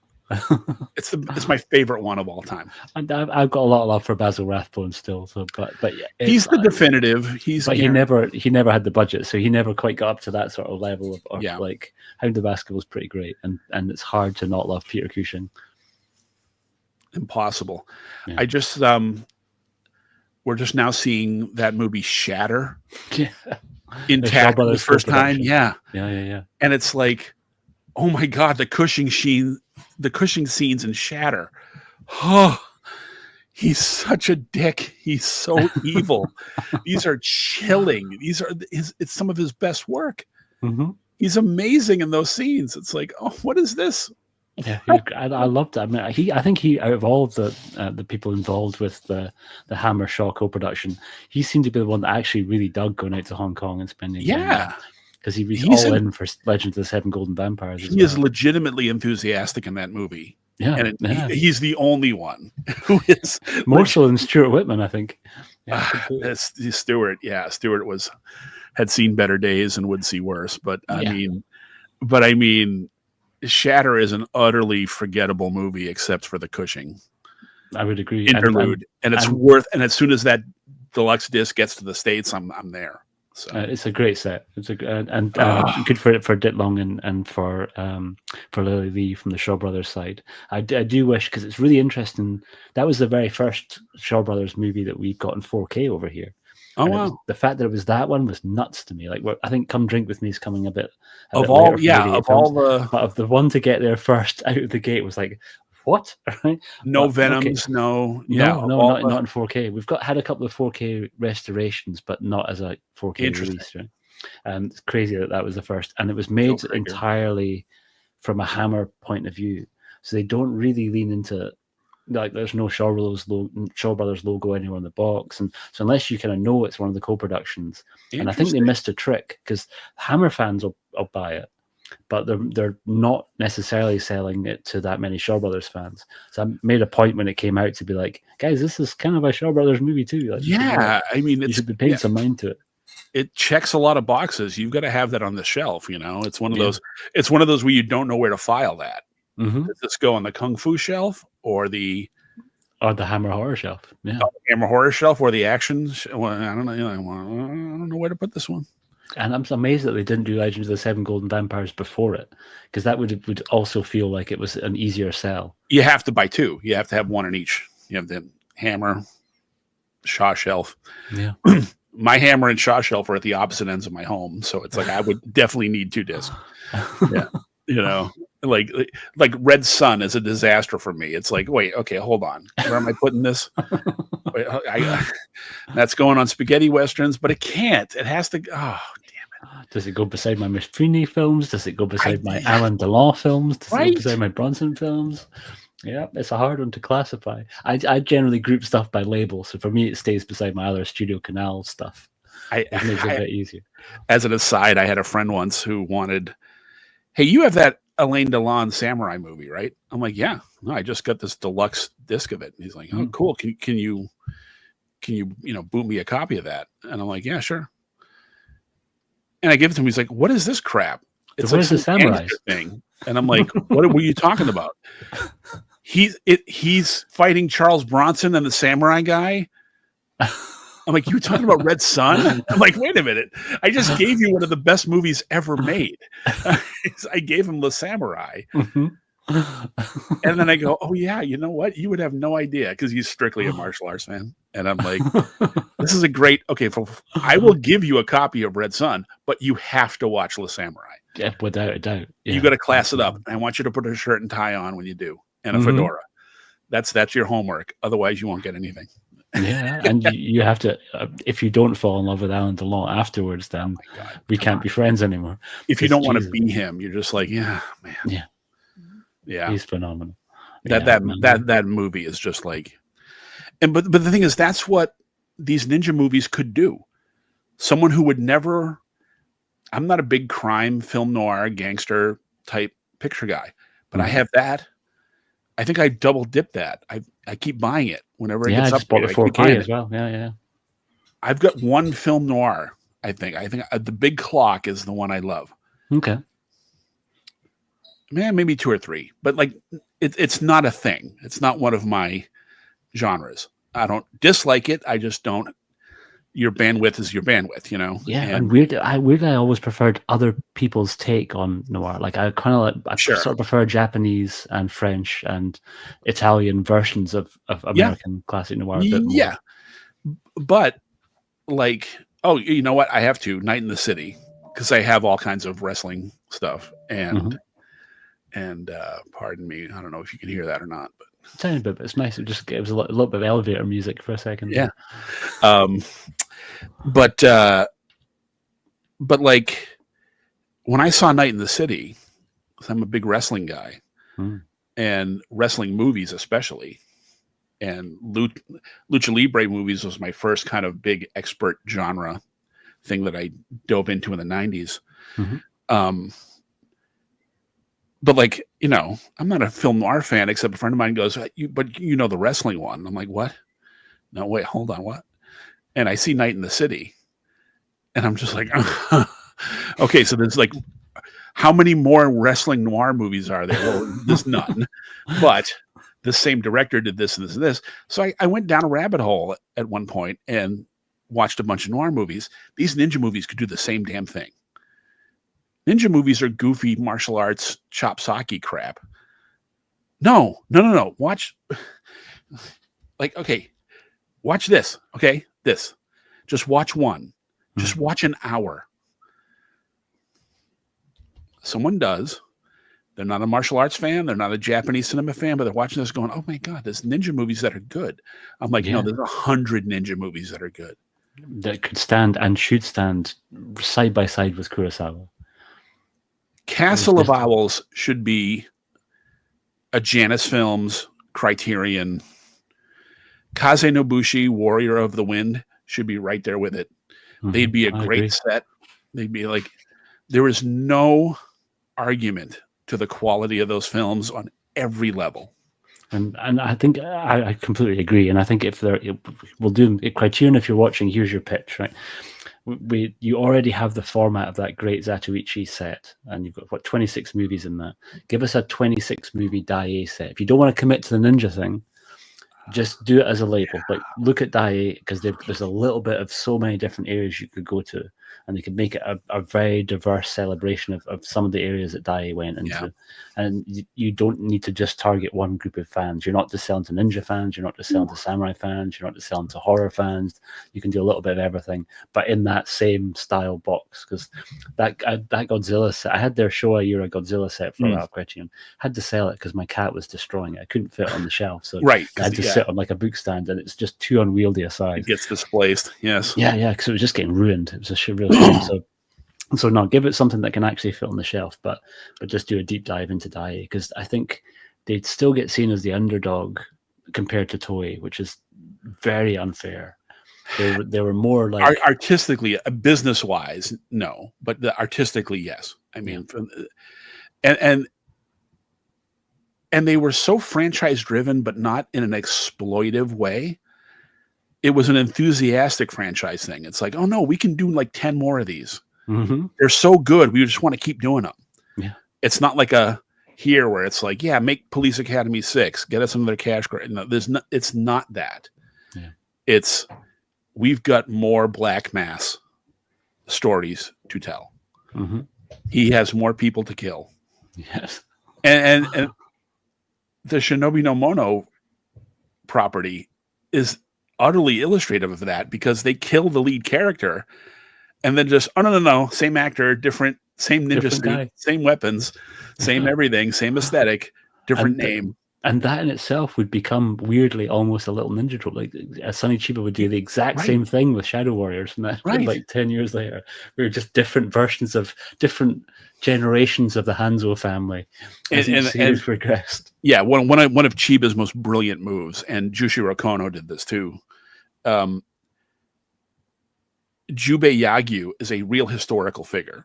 He's as real as Paul Revere or Ben Franklin or King Arthur or what, you can go there. Mm-hmm. You can Cromwell, any of them. You've got the historical data.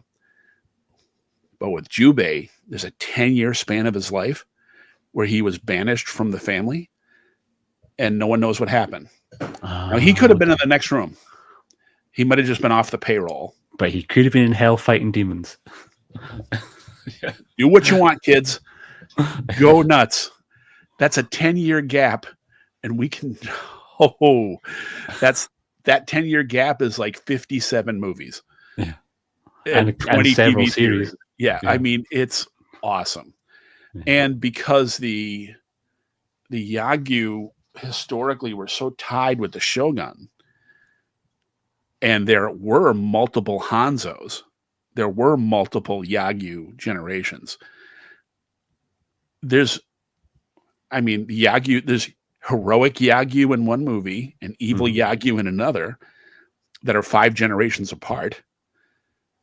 There's Jubei as a problem, and there's Jubei as the hero. Yeah.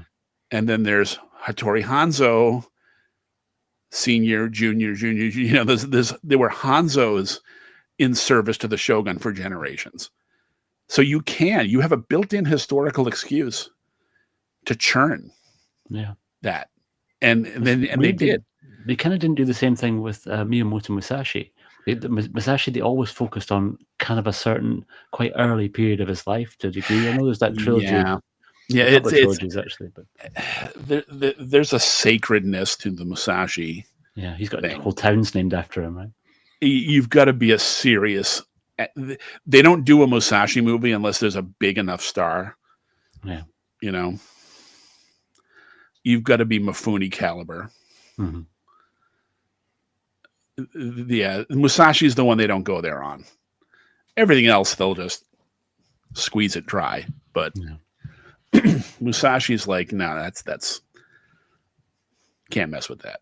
and Criterion briefly dabbled with those, or they gave us the kind of samurai trilogy of films. Yeah, which were kind of the slightly more respectable version of those stories. There's some slightly schlockier ones out there. But yes, if someone was listening to our chat, because this is kind of one of the things that I also kind of selfishly want to ask you from a personal point of view, just to see if I've missed any bases.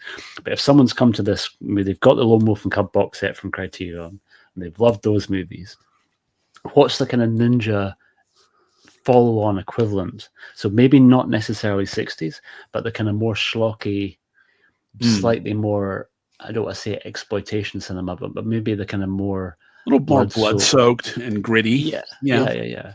Because A little more stank on it, as they say. We mentioned in passing. We mentioned a couple because I think to me, when I was kind of trying to like pull stuff together, the two of the, make sure I get my Japanese title right. This is me pulling up your guides to make sure that I'm getting the right names. But don't trust me. I completely do trust you. There's the. Where are I'm we? constantly correcting mistakes I make in that site. God, we spoke about them earlier. It's the two. It's the two Shadow Hunters movies. Yes, yeah. If you like that Lone Wolf and Cub, stick to adaptations of Koike and Kojima manga. So you've got Shadow Hunters, those two movies. Those are gritty, exploitive, full of blood, full of nudity, gratuitous fights, sometimes laughable acting and dialogue, very consistently shot in that same aesthetic. Demon Spies is another one right there. Which is almost like a precursor to what Shang-Chi would do with Masked Avengers. Very much. Yeah. Very much. Not my favorite movie. It's really unnecessarily brutal on the women. Yeah. And I'm not there on that, but that is certainly in that realm. And then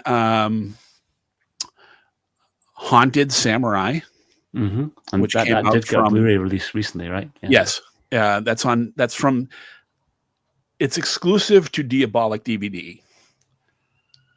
I don't know if it's a label or not. I don't quite know how that works, but yeah, they just kind of help distribute some people. Yeah, I think they're the distributor. They're the de facto label, essentially. That's right in that same realm. So yeah, stay there, but also like Bahachi Bushido. Yeah, that's less ninja. Yes, and more less sort of ninja, but definitely in that same vein. Yeah. I think though, like the big color ninja movies are easier sells on a lot of people because as soon as they see Japanese in black and white, they're thinking this is going to be Kurosawa. This is going to be.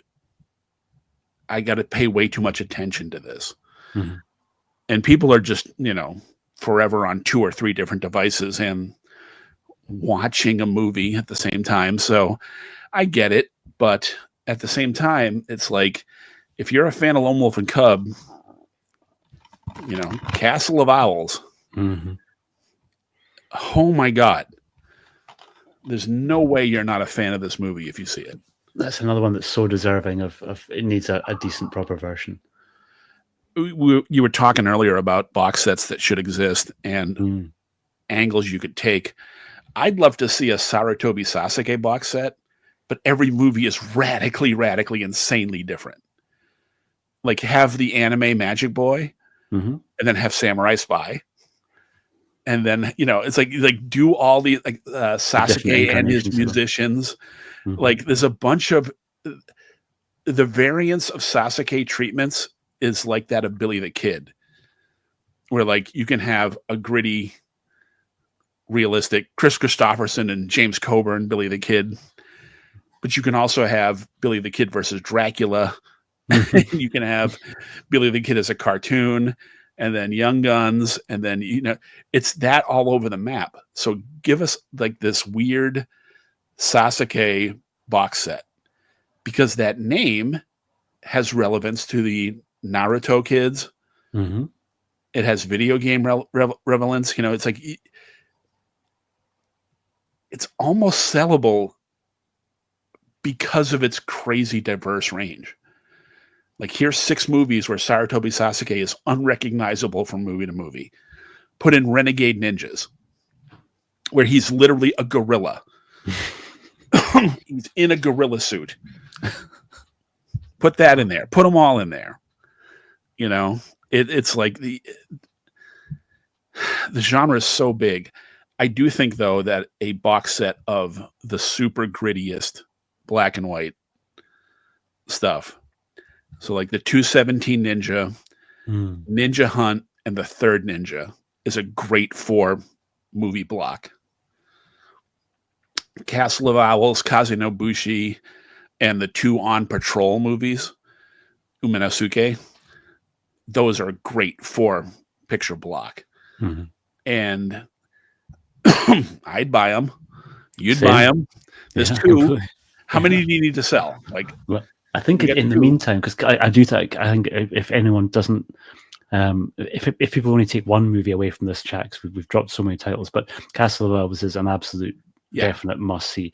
And I think I got my copy from Sloppy Seconds. They do a pretty good transfer, good subtitles, and that was the only place I could find a physical version of it. Far East Flicks.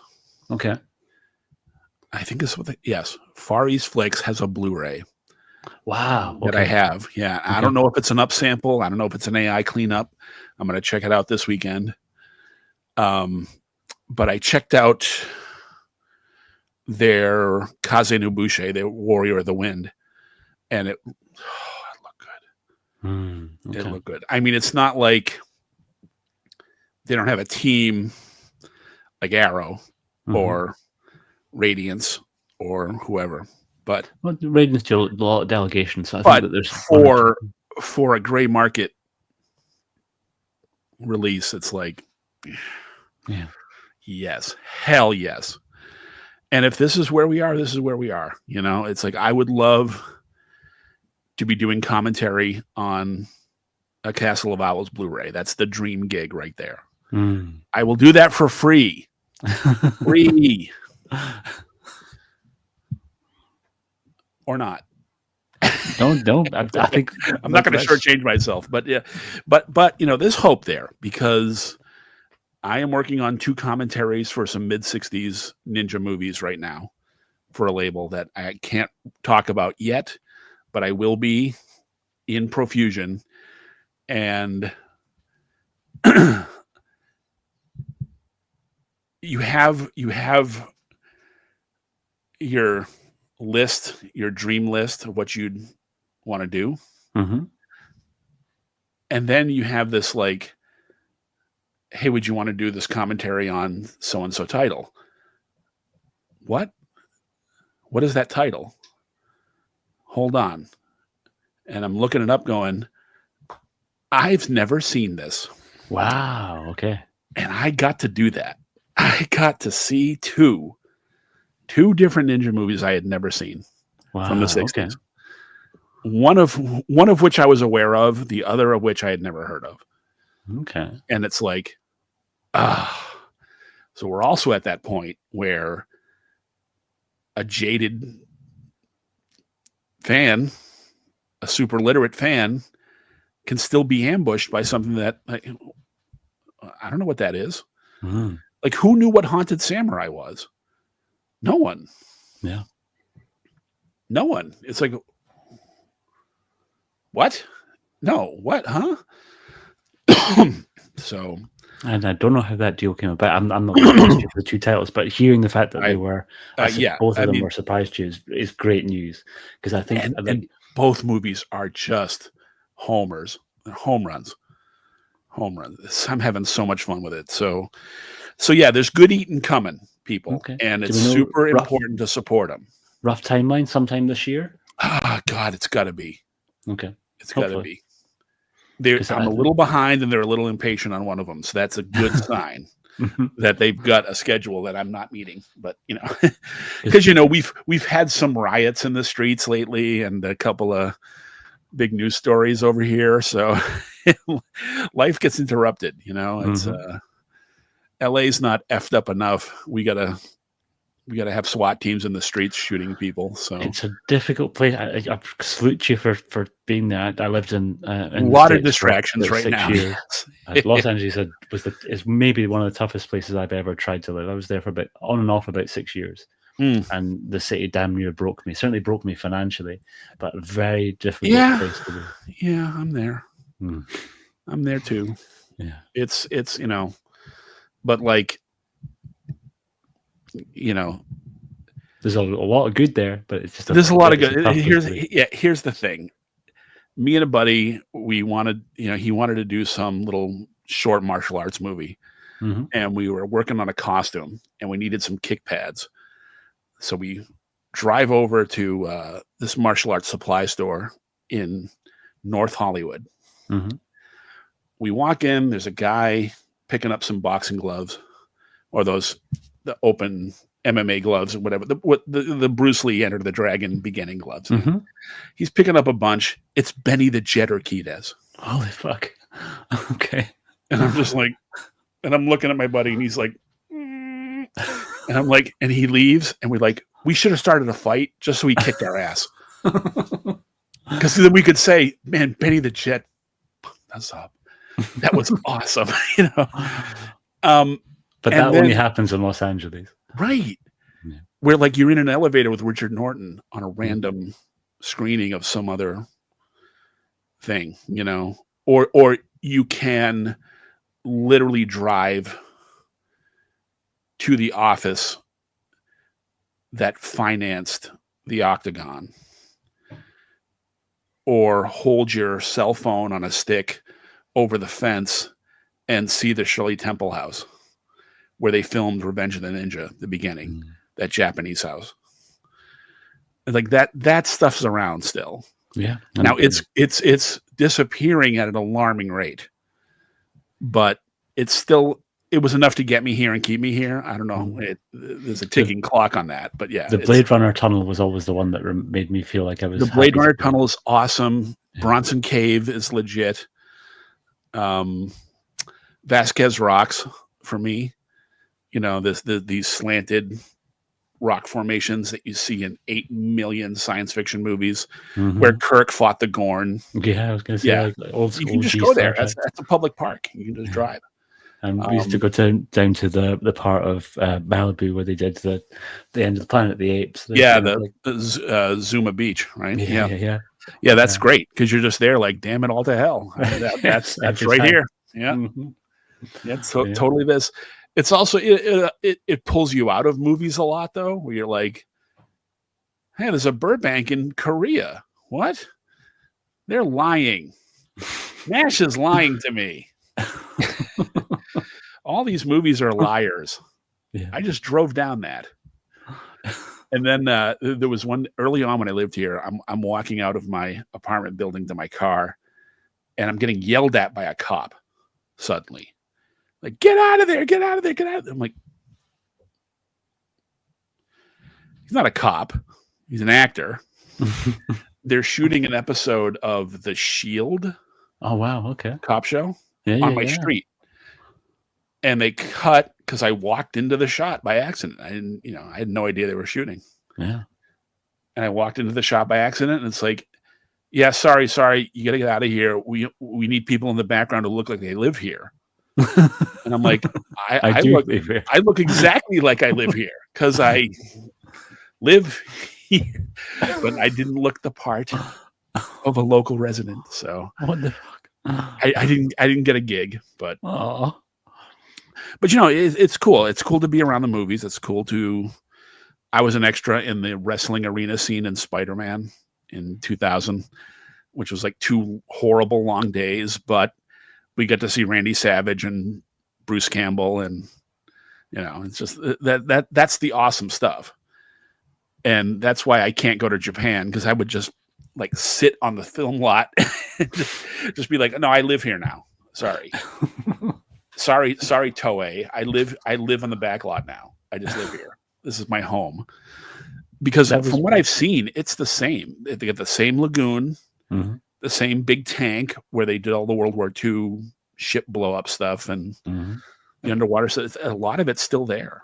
Have you been to Japan before? I have not. I'm terrified to go because I will be bankrupt. It's built up to this big. Oh yeah. I'll just be bankrupt. We made it to, and I'll have like 10 giant steamer trunks full of stuff to ship back. Shipping back. And I'll be bankrupt, and it's like, no, I can't. My very, very patient, very much beloved wife helped me make a pilgrimage the day after we got married in Hong Kong to Shaw Brothers Studios. to see what we could do. I mean, we couldn't get through the gates, but we at least Yeah. got to the gates, and you could still see the main building with the Shaw's logo up in the background. And we were That's able to walk around the corner to what used to be the accommodation block, because all the filmmakers used to live right beside the studio, right? Yeah. And although they bulldozed most of the studio, those contracts were in perpetuity. So you basically, Shaw Brothers would give you a home for as long as you were alive. Interesting. And some of the actors are still alive, so the accommodation block's still there. Oh, and so when you go around there, there's a lot of very elderly former Shaws, lighting, cameraman, actors, actresses still living in that block. And every single one of like the bins outside all have the Shaw Brothers shield on the front, and that was pretty cool. We didn't almost got to the point of if you saw someone's window was open, you could tell someone was inside. It was like, should we bang on the door? You don't know if he's going to open it, but we wanted to leave them be, and it was that's great. It was the day after just getting married. So I didn't want my wife to kind of have to hang out there pestering old people for too long. But or while you're in jail. Yeah, exactly.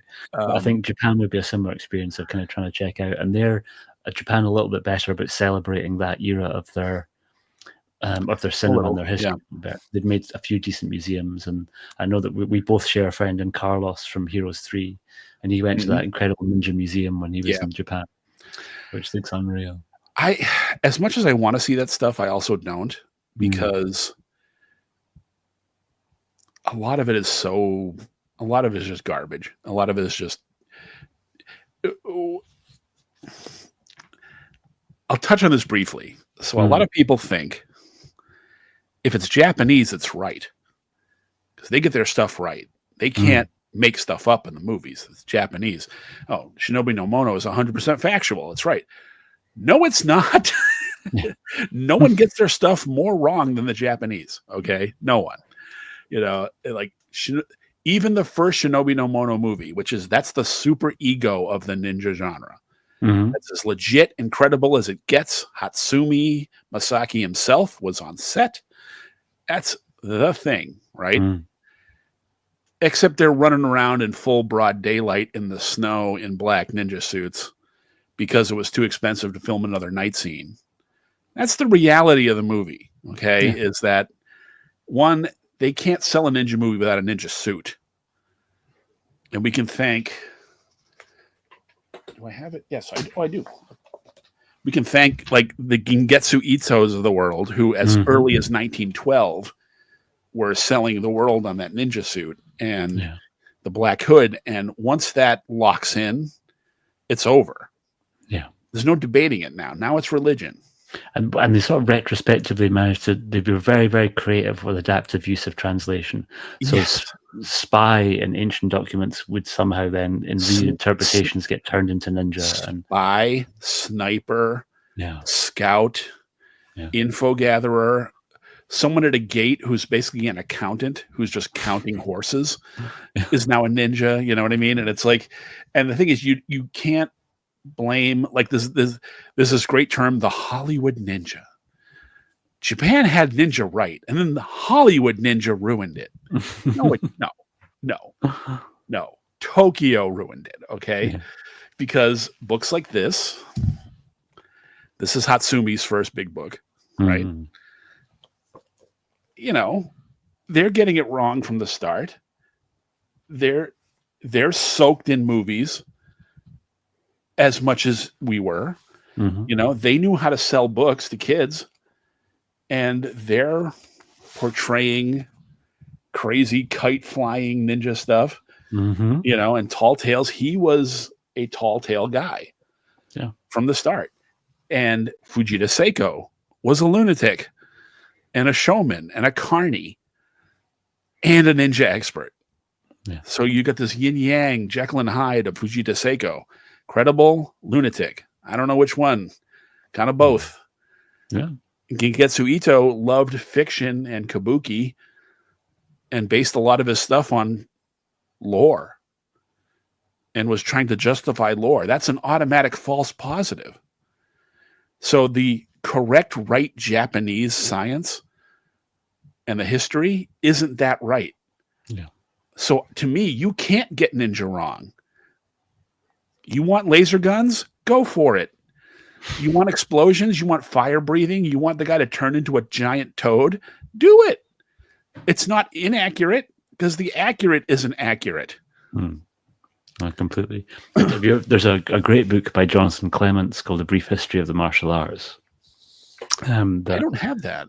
I haven't really read good. that. Check it, and I he's very funny. So check it out if Yeah? if you can't get the paperback version, get the audiobook, because he does quite a lot of commentaries for movies for Arrow and stuff. And I've been listening to his commentaries since anime stuff started first coming out here.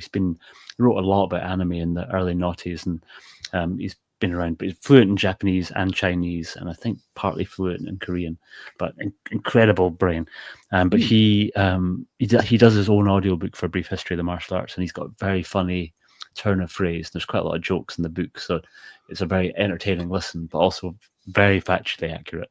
And one of the things that he spends quite a long time kind of debunking was the historical reality of ninjas, and how much it was a kind of a 19th century creation, really. Yeah.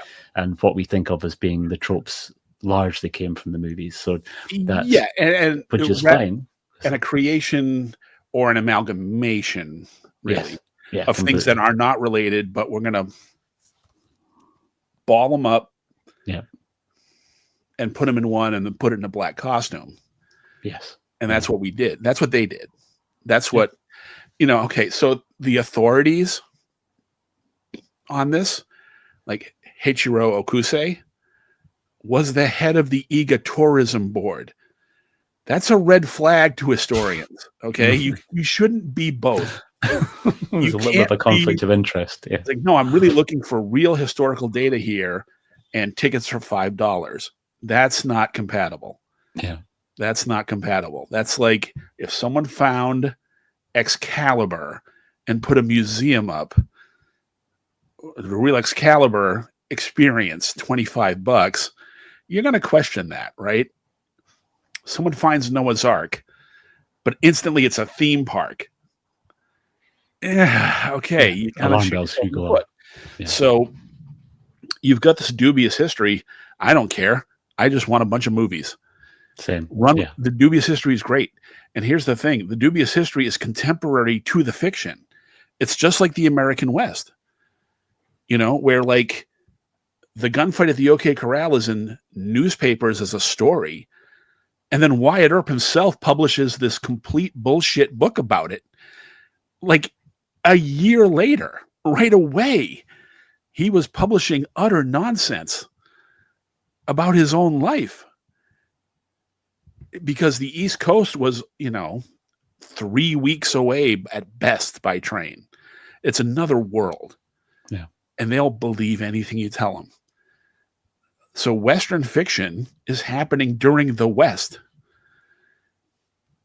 Ninja fiction is happening during the 1600s.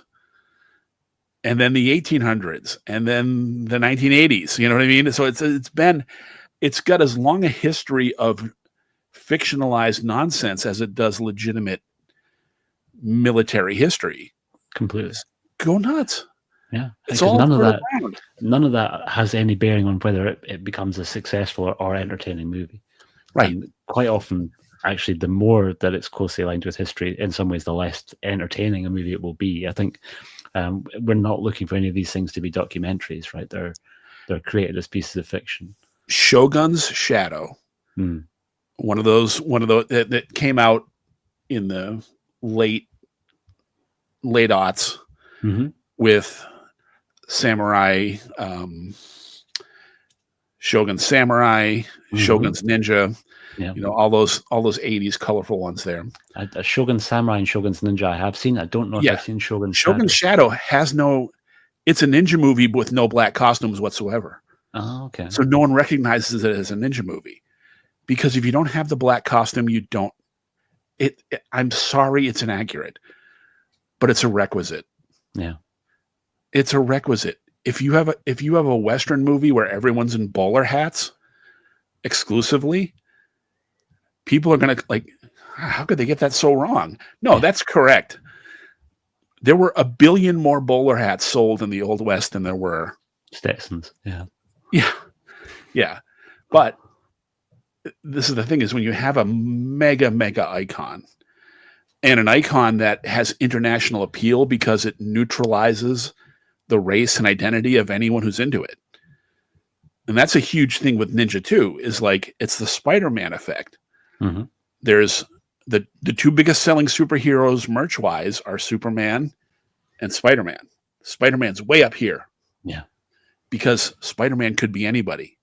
Mm-hmm. You're a kid in Africa, that could be you. You're a kid in Brazil, that could be you. Yeah. Kid on the street in Philadelphia, that could be you. Finland, New Zealand, doesn't matter. Could be you.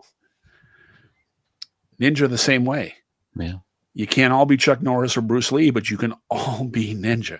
Everyone can put on a black covered. suit. Yeah, completely. The same suit that allows the stunt double to be doing all the action stuff and saving the star is what allows the kids to be that guy too. Mm-hmm. So even if it's just in the imagination, yeah.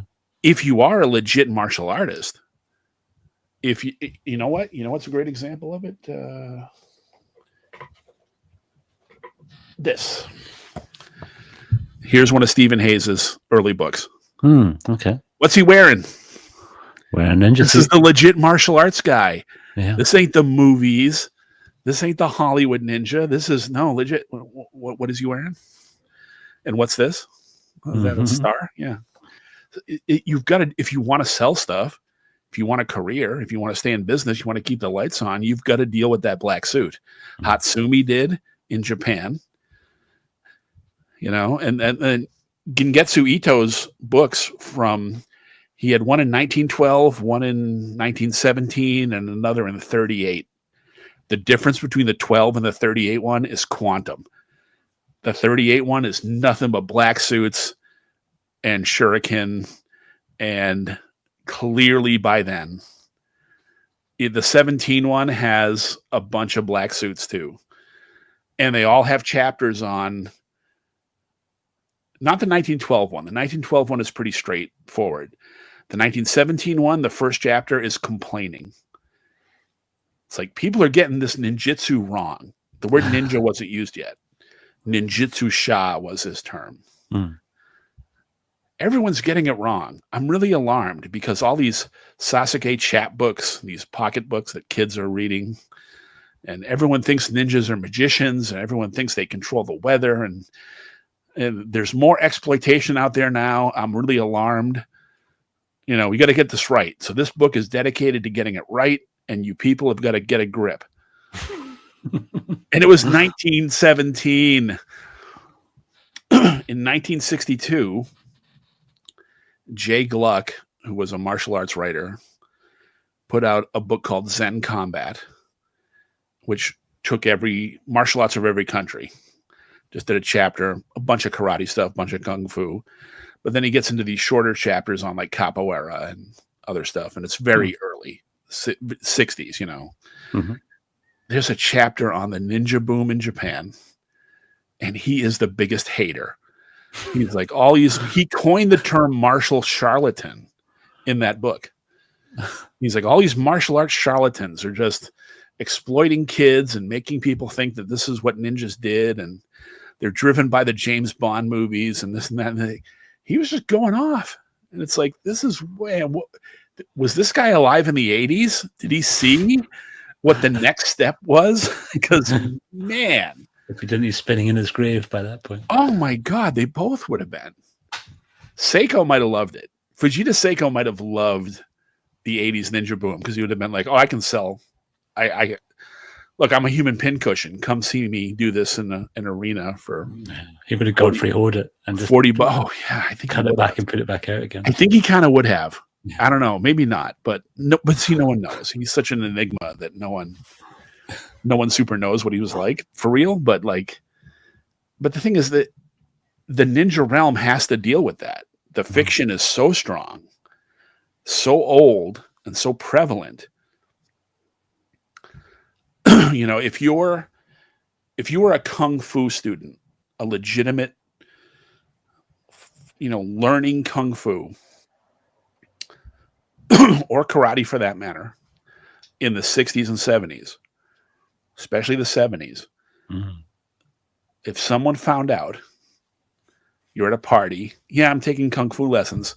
Oh, what, that Bruce Lee stuff? Hi-ya! They would do some crass imitation of Bruce Lee to make fun of you. To call you a nerd. the ninja people. Oh, that's so much worse for them. Because if you're a legitimate student of what we know as ninjutsu, which is itself a 1960s compositing of a bunch of legitimate old scrolls, related or unrelated. The lineages are there. The legitimacy of the techniques are there. These people are good martial artists, great martial artists. It's one of the few martial arts that has no sport to it. But if you say, like, yeah, I'm in my 23rd year of ninjutsu. Oh, you mean like Cowabunga? Yeah. Oh, you mean like, flaming nunchucks? And I saw that Ninja Assassin movie. I mean, like, the baggage they have to deal with is brutal. I really feel for them because no one will take you seriously because of the burden, the enormity of the iceberg that is fictional ninja portrayal. And I'm super guilty of that because that's all I'm interested in. I mean, I have never had any kind of interest in the legitimate. That's not my thing, but I do feel for the people who do because, man, you've got to. Harder and harder to find people still doing. For a while there, I mean, the very first martial arts class that I ever went to when I was like 7 was billed as being a ninjutsu class. Oh, wow. Absolutely was not. Wow. I mean, I think in retrospect, that guy probably should have been under investigation from several departments of law enforcement for what he was. Yeah, I mean, there's the governing bodies are non-existent in that. No, he really just had us sitting cross-legged opposite each other, punching each other in the shoulders for about an hour, and then sent us home. And then he got kicked out of the place we were from, because I went for about 4 months of this ridiculousness. But after about 2 months, he got kicked out of the place that we were in, presumably because someone realized that he had no idea what he was doing. So we moved to a university campus, and we actually had an outdoors. And that was actually perfect for him because he would just be like, okay, we're doing ninja stealth training. I'm going to turn my back. You all have to go and hide. We were all like 7 to 10. So basically, he got us to play hide and seek. And pay him for it. Yeah, we were pretty happy at that point. I did a good job of hiding halfway up a tree today at class. It was great. I took a couple years of American Kenpo karate in junior high. And we had an underground dojo in the basement of a Gold's Gym. And it had no windows. And the floors and walls were carpeted. A little bit of padding. 1/8 of an inch of padding. So we'd turn the light off, pitch black. We'd put all the sparring gear on and turn the light off and just wander around until you found someone. And then you just start wailing. You just start going. It was just mayhem. I don't know how no one got killed. Unsupervised teenagers and kids in the dark because, that's a good idea. That sounds like a Squid Game at this point. Yeah. But it must have been a nightmare for 80s legitimate martial arts schools because you had to deal with, it wasn't just ninja movies. It was just all of Chuck Norris's 70s movies were now on VHS and cable. Every new student wanted to learn how to do the splits. Yeah. Eventually, Van Damme, yeah, sure. Whatever's hot in the cinema, it's like that just comes around. So it's like it's got to be so hard to negotiate those waters. You got to be so skilled to do it because that's what gets kids in the door. That's what keeps your lights on. Gotcha. And that's what will give you 1 out of 100 as a legit lifetime student. Those other 99, I don't know if I'd have the patience. I'm blown away by the patience these people must have to do this, I think that becomes inherent into the people that stick it out. But that's true of any kind of any martial art because or learning anything takes a degree of patience and discipline. And so a lot of people fall at the first hurdle, I think, just by the fact that it's hard to maintain something that's physically demanding on a regular schedule. Yeah. When life starts getting in the way.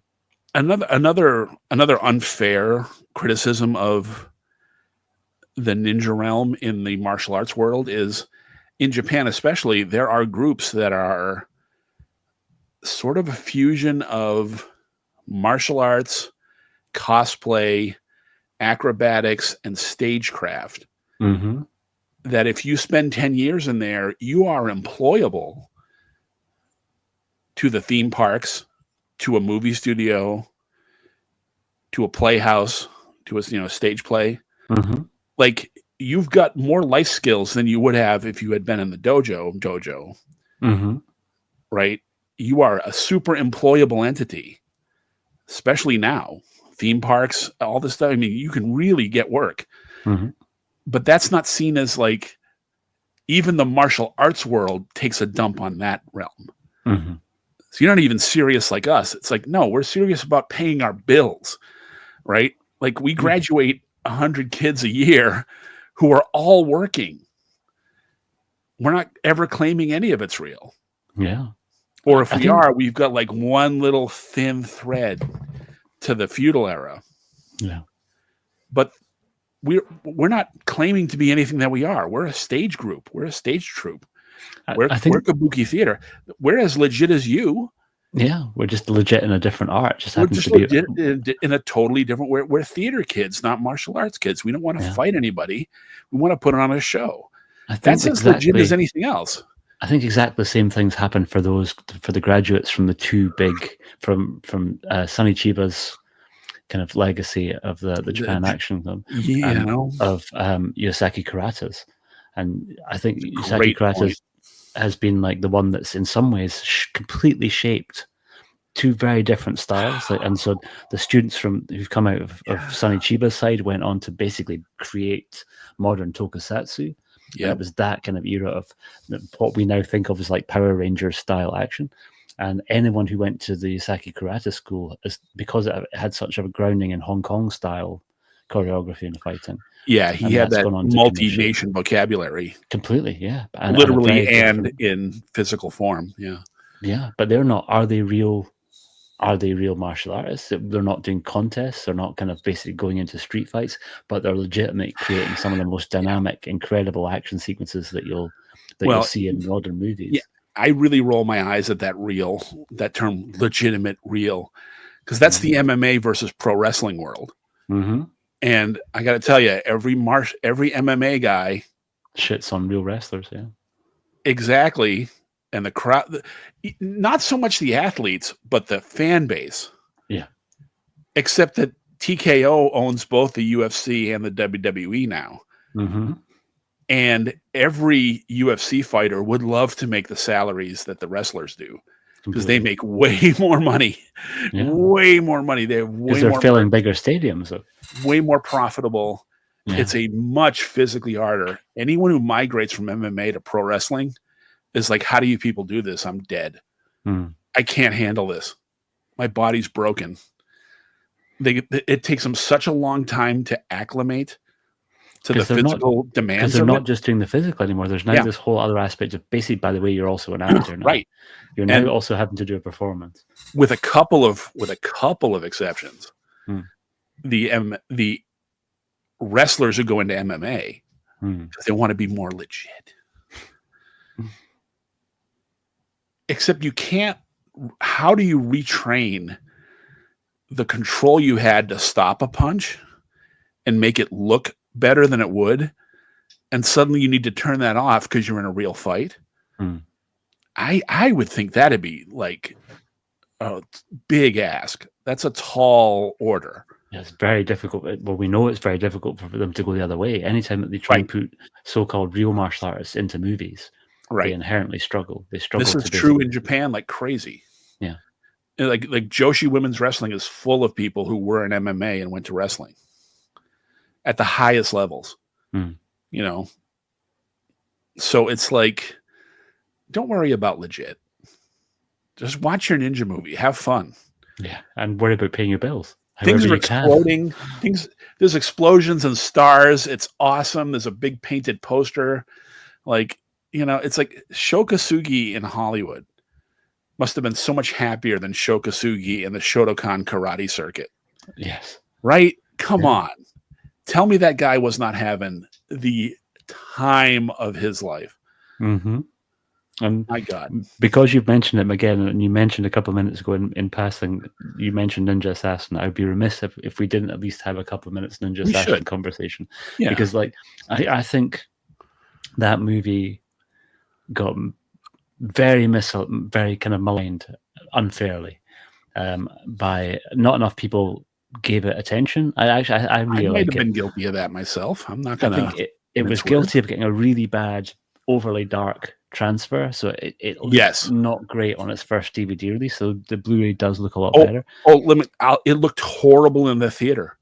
It looked very, very dark. My theatrical experience for that movie, I couldn't see a damn thing. Yeah, which was an issue. But I think the legacy of some of the people involved in that, like all the action done by 8711, who would go on to do the John Wick movies, was legitimately very well staged. And I think they did have an awareness of, they weren't riffing on 80s American ninja movies. They were riffing an awful lot more on stuff from Japanese cinema, but also with an eye, because they cast Shokasugi, right? Very knowingly cast Shokasugi, and one of his chance to actually act a little bit in his more advanced later years. I love that movie. I think I even quite like Rain, the main Korean guy who they got into do the. I had no problem with him. He looked great.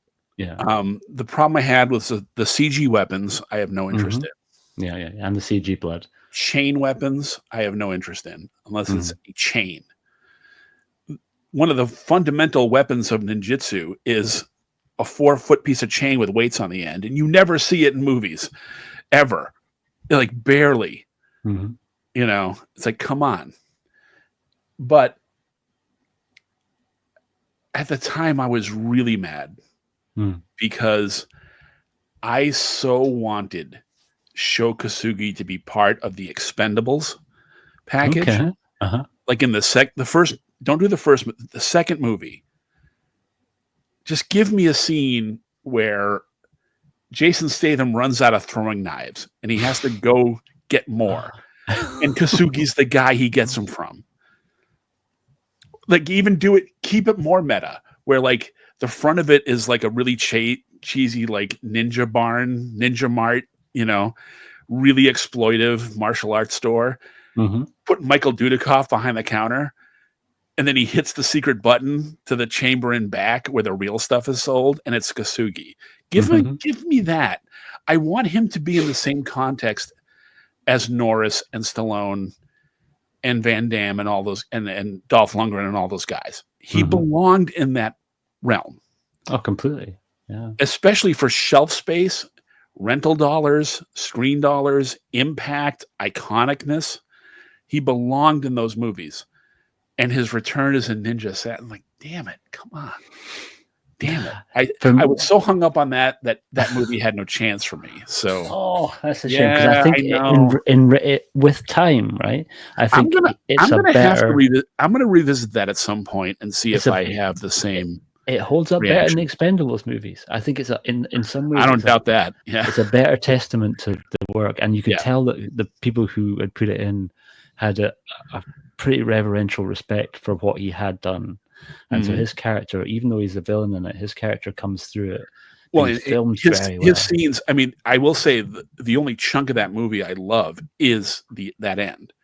That flaming sword fight is, you know, and that conflagration they're in that's good stuff. Yeah. So yeah, I don't fault anyone for loving that movie. It's just not my thing. I don't fault anyone for loving House of Ninjas. It's just not necessarily my thing. I did kind of get a kick out of Ninja Kamui because it is so a gold digging whore of a show. It's just like, we're stealing everything. We're going to put the tropes from the silent era to yesterday. We're ripping off video games, movies, canon, Dai, everyone. Yeah, we're ripping everything. What if ninjas were all Iron Man suits? Yeah. But that's what they're doing. I'm fine with that. You know why? Churn those waters. Keep it current. Because no one else was doing anything. That's a vacant lot. If you want to play in it, all the power to you. Computer games have been doing a bit more. Like, I think the Sekiro was an incredible sort of examination of a very realistic as a computer game can get, examination of like feudal Japan through the eyes of a ninja-esque character. I mean, he doesn't have the black suit, but he's got an awful lot of the tropes, and that was kind of really nicely done. And I think we're about to get a Shinobi game back from Sega for the first time in a long time, which looks pretty dope as well. I Looks think pretty that good fun. Ghost of Fukushima helped things out They really did, yeah. a lot.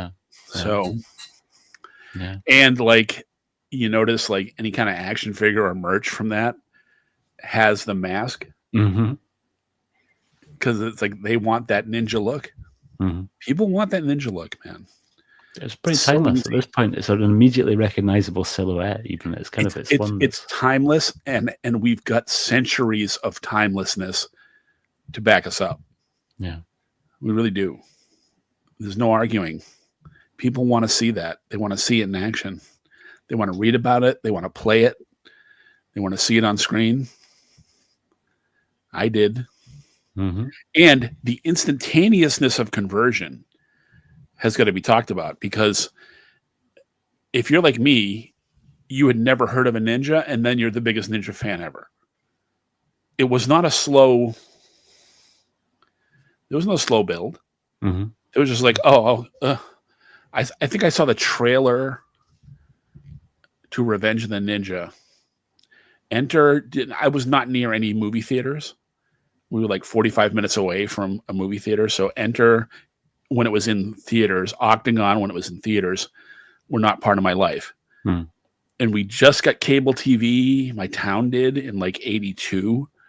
So even then, it was like there was one rental store, didn't have a lot of martial arts movies. They just weren't. So 82 was like my big year, where it's like that trailer for Revenge came out. Put that in a spoon, heat it up, and let me inject it between my toes right now. I need all of that. I need all of that.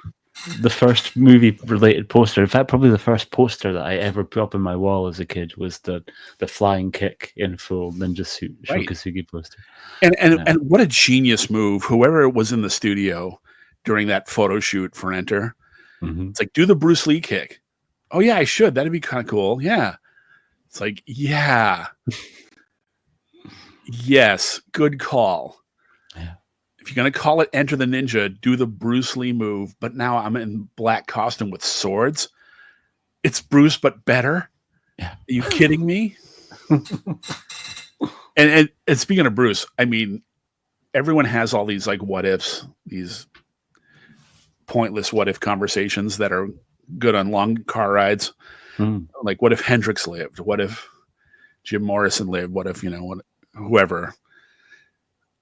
What if James Dean? What if he had a big career? Would he be an embarrassment? What would have been James Dean like as an old man? Who knows?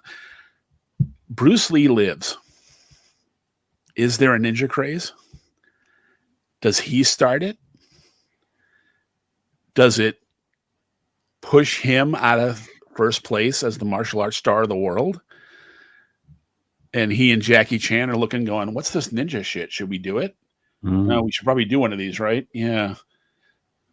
I mean, that's fascinating to think about. Like, completely. It'd be a very different landscape, because I think one of the things we can say without any doubt is he was an enormous fan of Japanese cinema.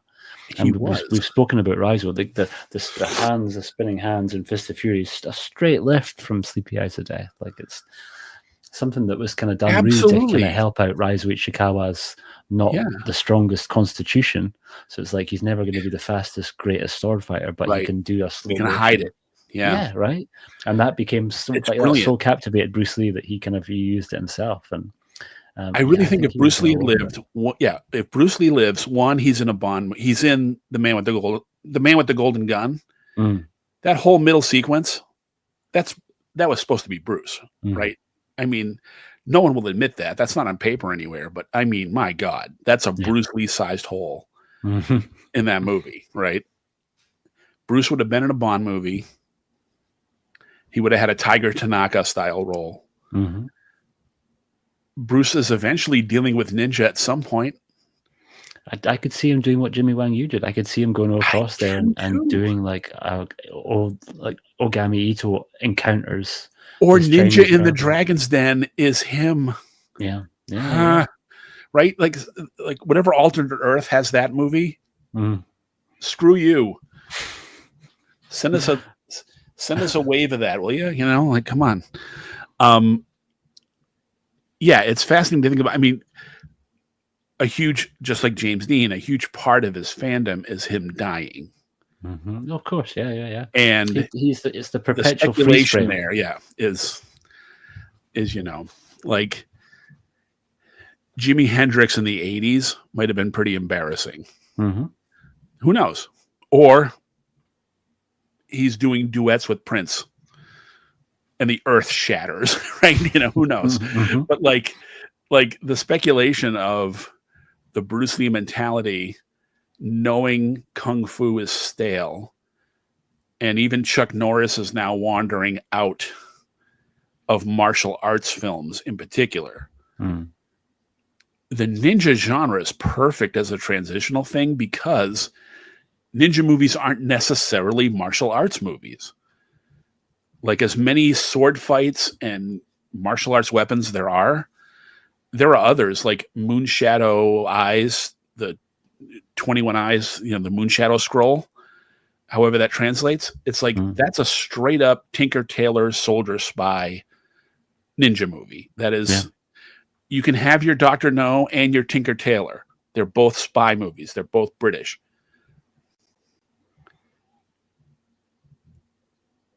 Ninja movies aren't necessarily martial arts movies. A lot of them, the Japanese stuff in the 60s, this may be another obstacle to them getting imported or exported too, is they're pretty heavy on the espionage and the class warfare thing, and the hero or the villain wanting to, if I just screw over my clan, they'll make me a samurai. And then I'm set for life. And you realize they were never going to accept you. That undercurrent is in dozens of ninja movies. Completely. I want to escape this life. I don't want to be a ninja anymore. It's not cool. It's ruining everything. I just want to fall in love and live on a farm. But you can't escape the shadows. That's like well over half the ninja genre right there. Because those don't relate outside, but those are not necessarily martial arts things. There is no ninja movie that's really like, you and I have to duel because you killed my master and my style is better. And if I kill you, I will be the king of the ninja world. Like, that's a Godfrey Ho thing. That's an IFD thing. But it was not in the there is no Shaw Brothers martial world in the ninja genre. It's like there's no, like, if you remember the TV guide listings for any Kung Fu movie, the listing would be this one boilerplate line: martial arts masters battle for supremacy. That was the description of everything from Master of the Flying Guillotine to Five Fingers of Death to Come Drink With Me to My Auntie, to like everything was that line. There's no ninja movies like that. No one is, it's all about, I have a document that can prove that this kid is actually the Shogun's son and he deserves to ascend, but there's only one copy of it. So send every ninja to get it. And then I'll send every one of my ninjas to protect it. And then we're going to fight over that one piece of paper. That's a ninja movie. No, completely. Not necessarily a martial arts movie. All the best real genre cinema was always kind of using at its guts some other kind of much more grounded, much more tried and tested trope from a completely different style of movie. Sure. And the Marvel movies that have worked the most effectively have done the same thing. I mean, I could argue like the Winter Soldier is maybe the best of the Marvel movies, and it's just a straight up Cold War era spy movie. Yeah, I agree. And I think science fiction kind of does the same too. Like, I think you never want to hang all of your risk of whether the movie's going to work or not purely on the tropes of that one often quite schlocky genre that you're dealing in. So I think the very best science fiction is not a science fiction movie at all. It's why every Bond movie had a different flavor. Completely. Yeah. That's why every one of them was a travel brochure. Because we haven't been to Japan yet. Let's do a Japan one. We haven't been to Brazil yet. Let's do a Brazil one. It's like New Orleans blaxploitation one. Let's like that franchise lives on parasitic feeding off other franchises and other movements. Completely, and whatever And was always hot at the has. time. Yeah. Completely. Yeah. And every third movie you put in a ski chase and to still identify it as Bond, and that silver car and the little Walther PPK, and you're good. That's it. Otherwise than that, the thing is just a whore. The thing is just a complete chameleon. And God, there's a Star Wars Bond knockoff. You know what I mean? It's like we're in space shooting lasers in this one because we have to be, because it's 1979. Because legally we have to be in space. You can't have a movie in cinemas. I'm amazed a giant shark didn't attack Bond sooner than Jaws. You know what I mean? It's like you have to. That franchise was shameless in it. Other ones hide it in a good amount of of tissue, but it's.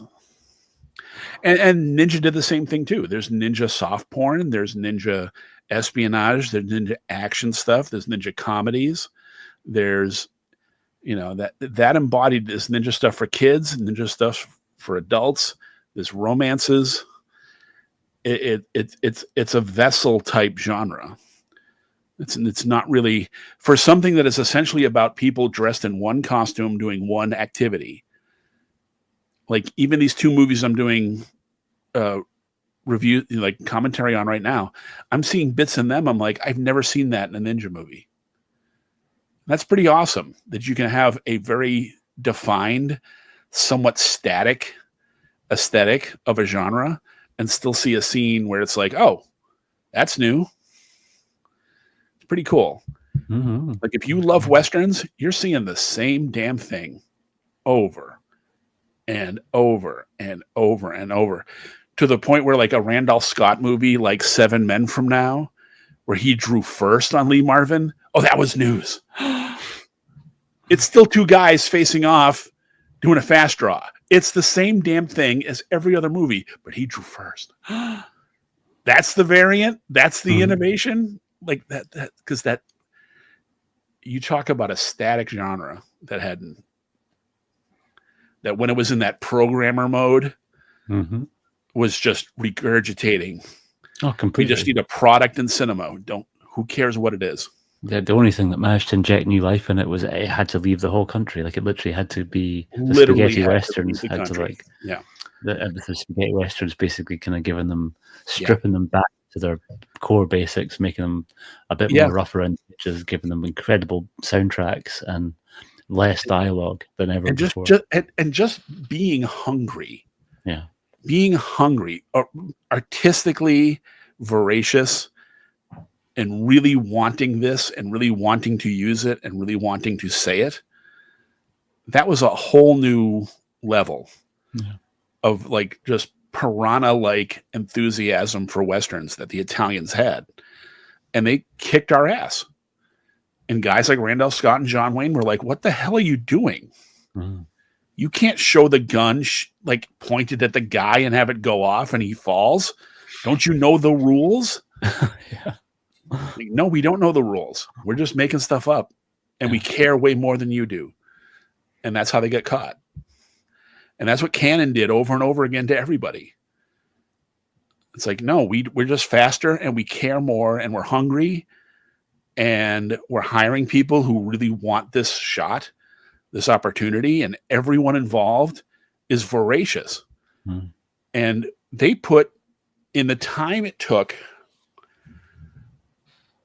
for like the third or fourth draft of Van Lusbader's The Ninja to be done at the studio. Canon had 2 ninja movies in cinema and a third on the shooting. That's wanting it. That is wanting it. That is taking that by the throat, that opportunity. You open that window, we burst through it with an explosion and a motorcycle with a rocket launcher on it. And a whole bunch of people followed. I was going to pick your brain a little bit about Sakura Killers. Now we're kind of briefly back on the American thing. Because did that also kind of come off the back of that kind of Cannon explosion? So I know it was a little bit later. Absolutely, because what Canon told the world is, as long as you have the suits, that's all you need. Mm. Because the movie poster mentality of the 50s, where it's just like AIP would come up with a, hey, I painted this giant Gila monster. It might be a good idea for a movie. You're right. We'll call it the Giant Gila Monster. And we're going to shoot it next week. And it's going to be in theaters 3 weeks later. And that's what they did. The poster almost came first a lot of times. And it was better than the movie. Attack of the 50-Foot Woman, the best thing in that movie is the poster outside the theater.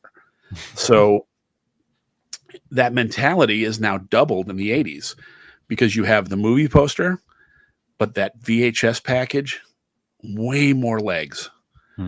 Because not every town had a theater, but every town had a video store. Yeah. And the video stores had more, the video version was more worldwide.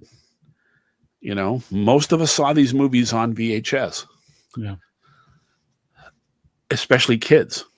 R-rated movie. I wasn't going to get into Revenge of the Ninja when I was 13. But I sure as hell had it out from the video store and recorded it off HBO and so that's where that stuff lived for a lot of people. And the poster being the VHS package is now ultra important. And that poster had a ninja on it. One of the biggest problems with Ninja 3, and I know it has all the posterity now, but at the time it did not have a ninja not make the money it needed to make. It should have made incrementally more than each movie, and it didn't. Because the poster was her and Kasugi with the eye patch, and eventually there was a ninja in the background, but it wasn't like Revenge where it's like, bah! Yeah. Enter was like, nah, ninja. It's like slapping you in the face with that ninja. It's like, that's what the Octagon's poster is, nothing but Richard Norton in the Kyo outfit with the red hood. Norris on the bottom, Chuck Norris on the bottom of the poster, because they knew how to sell that thing. So if you have the suits, and they had cool suits, and they had the masks, now you got your stunt doubles hidden. That was I don't remember seeing the kind of devil masks anywhere else other than Sakura Killers. Yeah, the Hanya masks were kind of. I mean, it's in the Alexander Low Ray series that we know as Venom of the Ninja. Okay. Or also Ninja Kids, where it's that crazy. It was like a 19-chapter serial that they cut down into like 3 movies, but then cut that down into 1 movie. It's utterly incoherent. It's just a kid playing with action figures, pretty much. Those masks are in that first. Okay. And I think Sakura Killers were just knockoffs of that mask. But they had the formula right, hide the stunt doubles. So you do your own fights, get one American star that people probably know. And I am betting Chuck Connor's Branded, that was his Western series, Branded. I bet that was still circulating around other countries for TV in the cable days. So he would have had a bunch of recognition from movies like Virus and the airport movies, that kind of stuff. He was definitely a name. So you can thank Ulysses for that. The first Peplum, that was the big hit. It's like Italian studios want to make a big Charlton Heston biblical epic. Well, we can't because we have $14. What do we do? Well, okay, spend the $14 on Kirk Douglas, fly him over, make it look like an American movie, and shoot a public domain story like Ulysses. And that worked. And that was the formula for Hercules and 800 Peplum. That was the formula for Fistful of Dollars and all the Godfather. Get one American. So Sakura Killers is just using that formula. Get the one American and then get some big muscle dude and some other guy who can actually work and do fights, double them all in costumes, and make it look like an American movie. Completely, yeah. I think I remember the VHS I saw that was the American flag with the with him in front of it. Yeah, they really were going for that. Like, no, this is another American Ninja. Trust us. Yeah. And then you got it home, and it was like, oh, wait a minute, it's not as good. I like that movie now much more than I did at the time. Yeah, there was things that it kind of did that for me when I saw them. I kind of found them that it scratched some itches for me. The Bugs Bunny tunneling under the earth. Yeah, I think it was one of the first times I'd seen that in a Ninja movie. But it was incredibly good fun. But Keith, I feel that we're just about to come up to the 2 hour 40-minute mark. Yeah, but I think we might have to make 5 minutes long. That was great. Like a part 1 of 2. Because sure. Can I ask you to please come back when we get when you have your announcements that you can tell me. Twist my arm. I would love to. Yeah, and especially once we have once this is public, because I really want to talk these movies up and why they're important and how important this is to support them now. You know, it's like, because even in the realm of a Diabolic DVD or a Vinegar Syndrome or these like multi-genre boutique labels, the martial arts stuff is still the redheaded stepchild of those. A little bit, sometimes. It is. Often it is. And it's like, no, these are really good. You all need to own this. It's not just for the karate heads out here. You know, it really is. These are eye openers. So yeah, by all means. I'd love that. And I think this is, I mean, my crowd is entirely a physical media crowd. So I think it's a good place for us to shout it from the rooftops. But this is thanks to you all. Thank you. Thank you for supporting my little side gig. Oh, man, I'm really. I love it. It's music to my ears. The fact that because it was one of the things. If you hadn't mentioned it, it was one of the things that I was going to ask if anyone had approached you to do a commentary, because there's such a wealth of knowledge. And it's so funny. I went the entire 2000s and 2010s never being able to get that gig, and now in 2023, I got my first Mexican, ones where I'm doing the Brainiac and the Panther Women, and it's like, why now? God, that's so weird. It's like I'm one of those late stage. I'm like a Lee Van Cleef. It's like you wait till I'm 60 and now I'm a big star. Like, damn it. Like that really is kind of where I am. But I love doing these. And I've said it before. I'll say it again. We're in a new golden age, man. Yeah, it's awesome, man. And it's like, I'm not buying as many discs as I did back. I mean, back in the day, every Tuesday was the release day here. So Tuesday night, get off of work, drive right to Best Buy or whatever chain store, that new this week shelf, and just do 6 discs a week, no problem. We're no longer there, but the things you do buy are like meaty. Yeah, they're meaty now. They're great.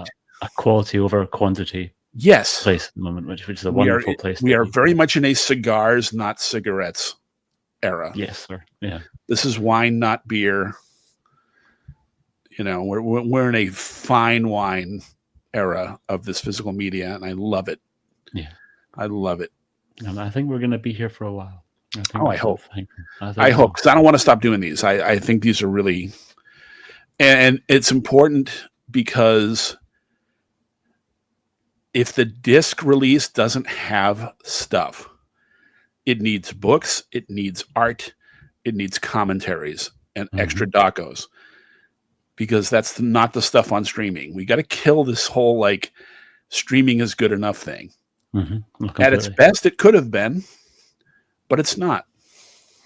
No, I completely. I mean, there's a couple of smaller versions of it that I think are a better model, but not enough people use them, and they only exist because they're subsidiaries of already physical labels. Like Arrow's Players, phenomenal, has all the extra features and stuff. Great, but it only exists because Arrow is a label putting out discs. Criterion Collection, same thing. Same, yeah, the perfect model. Yeah, it doesn't hurt their sales. It helps their sales. Yeah, because people can watch it on Yeah. the stream and then be like, no, wait a minute, I want the disc for that. Now I that need to know own it's that. Yeah. completely. Yeah. Yep. Yeah. So please keep it up. We Keep it up, definitely people. will. And we'll be back soon. And I think as far as the Japanese ninja movies being released, we've not even begun to scratch the surface yet. So it's so it's such a good deep pool, and they're all great. So yeah, we're here. We're doing the Lord's work here, people. Yes. Save some of your money. Don't spend it all. And watch this space, and hopefully Keith will be back with me before too long again. But 100%. thank you to all for those warriors that have stayed with us for the entire chat. I salute your patience and your resolve, indeed. And we will both see you on the next one. All right. Take care.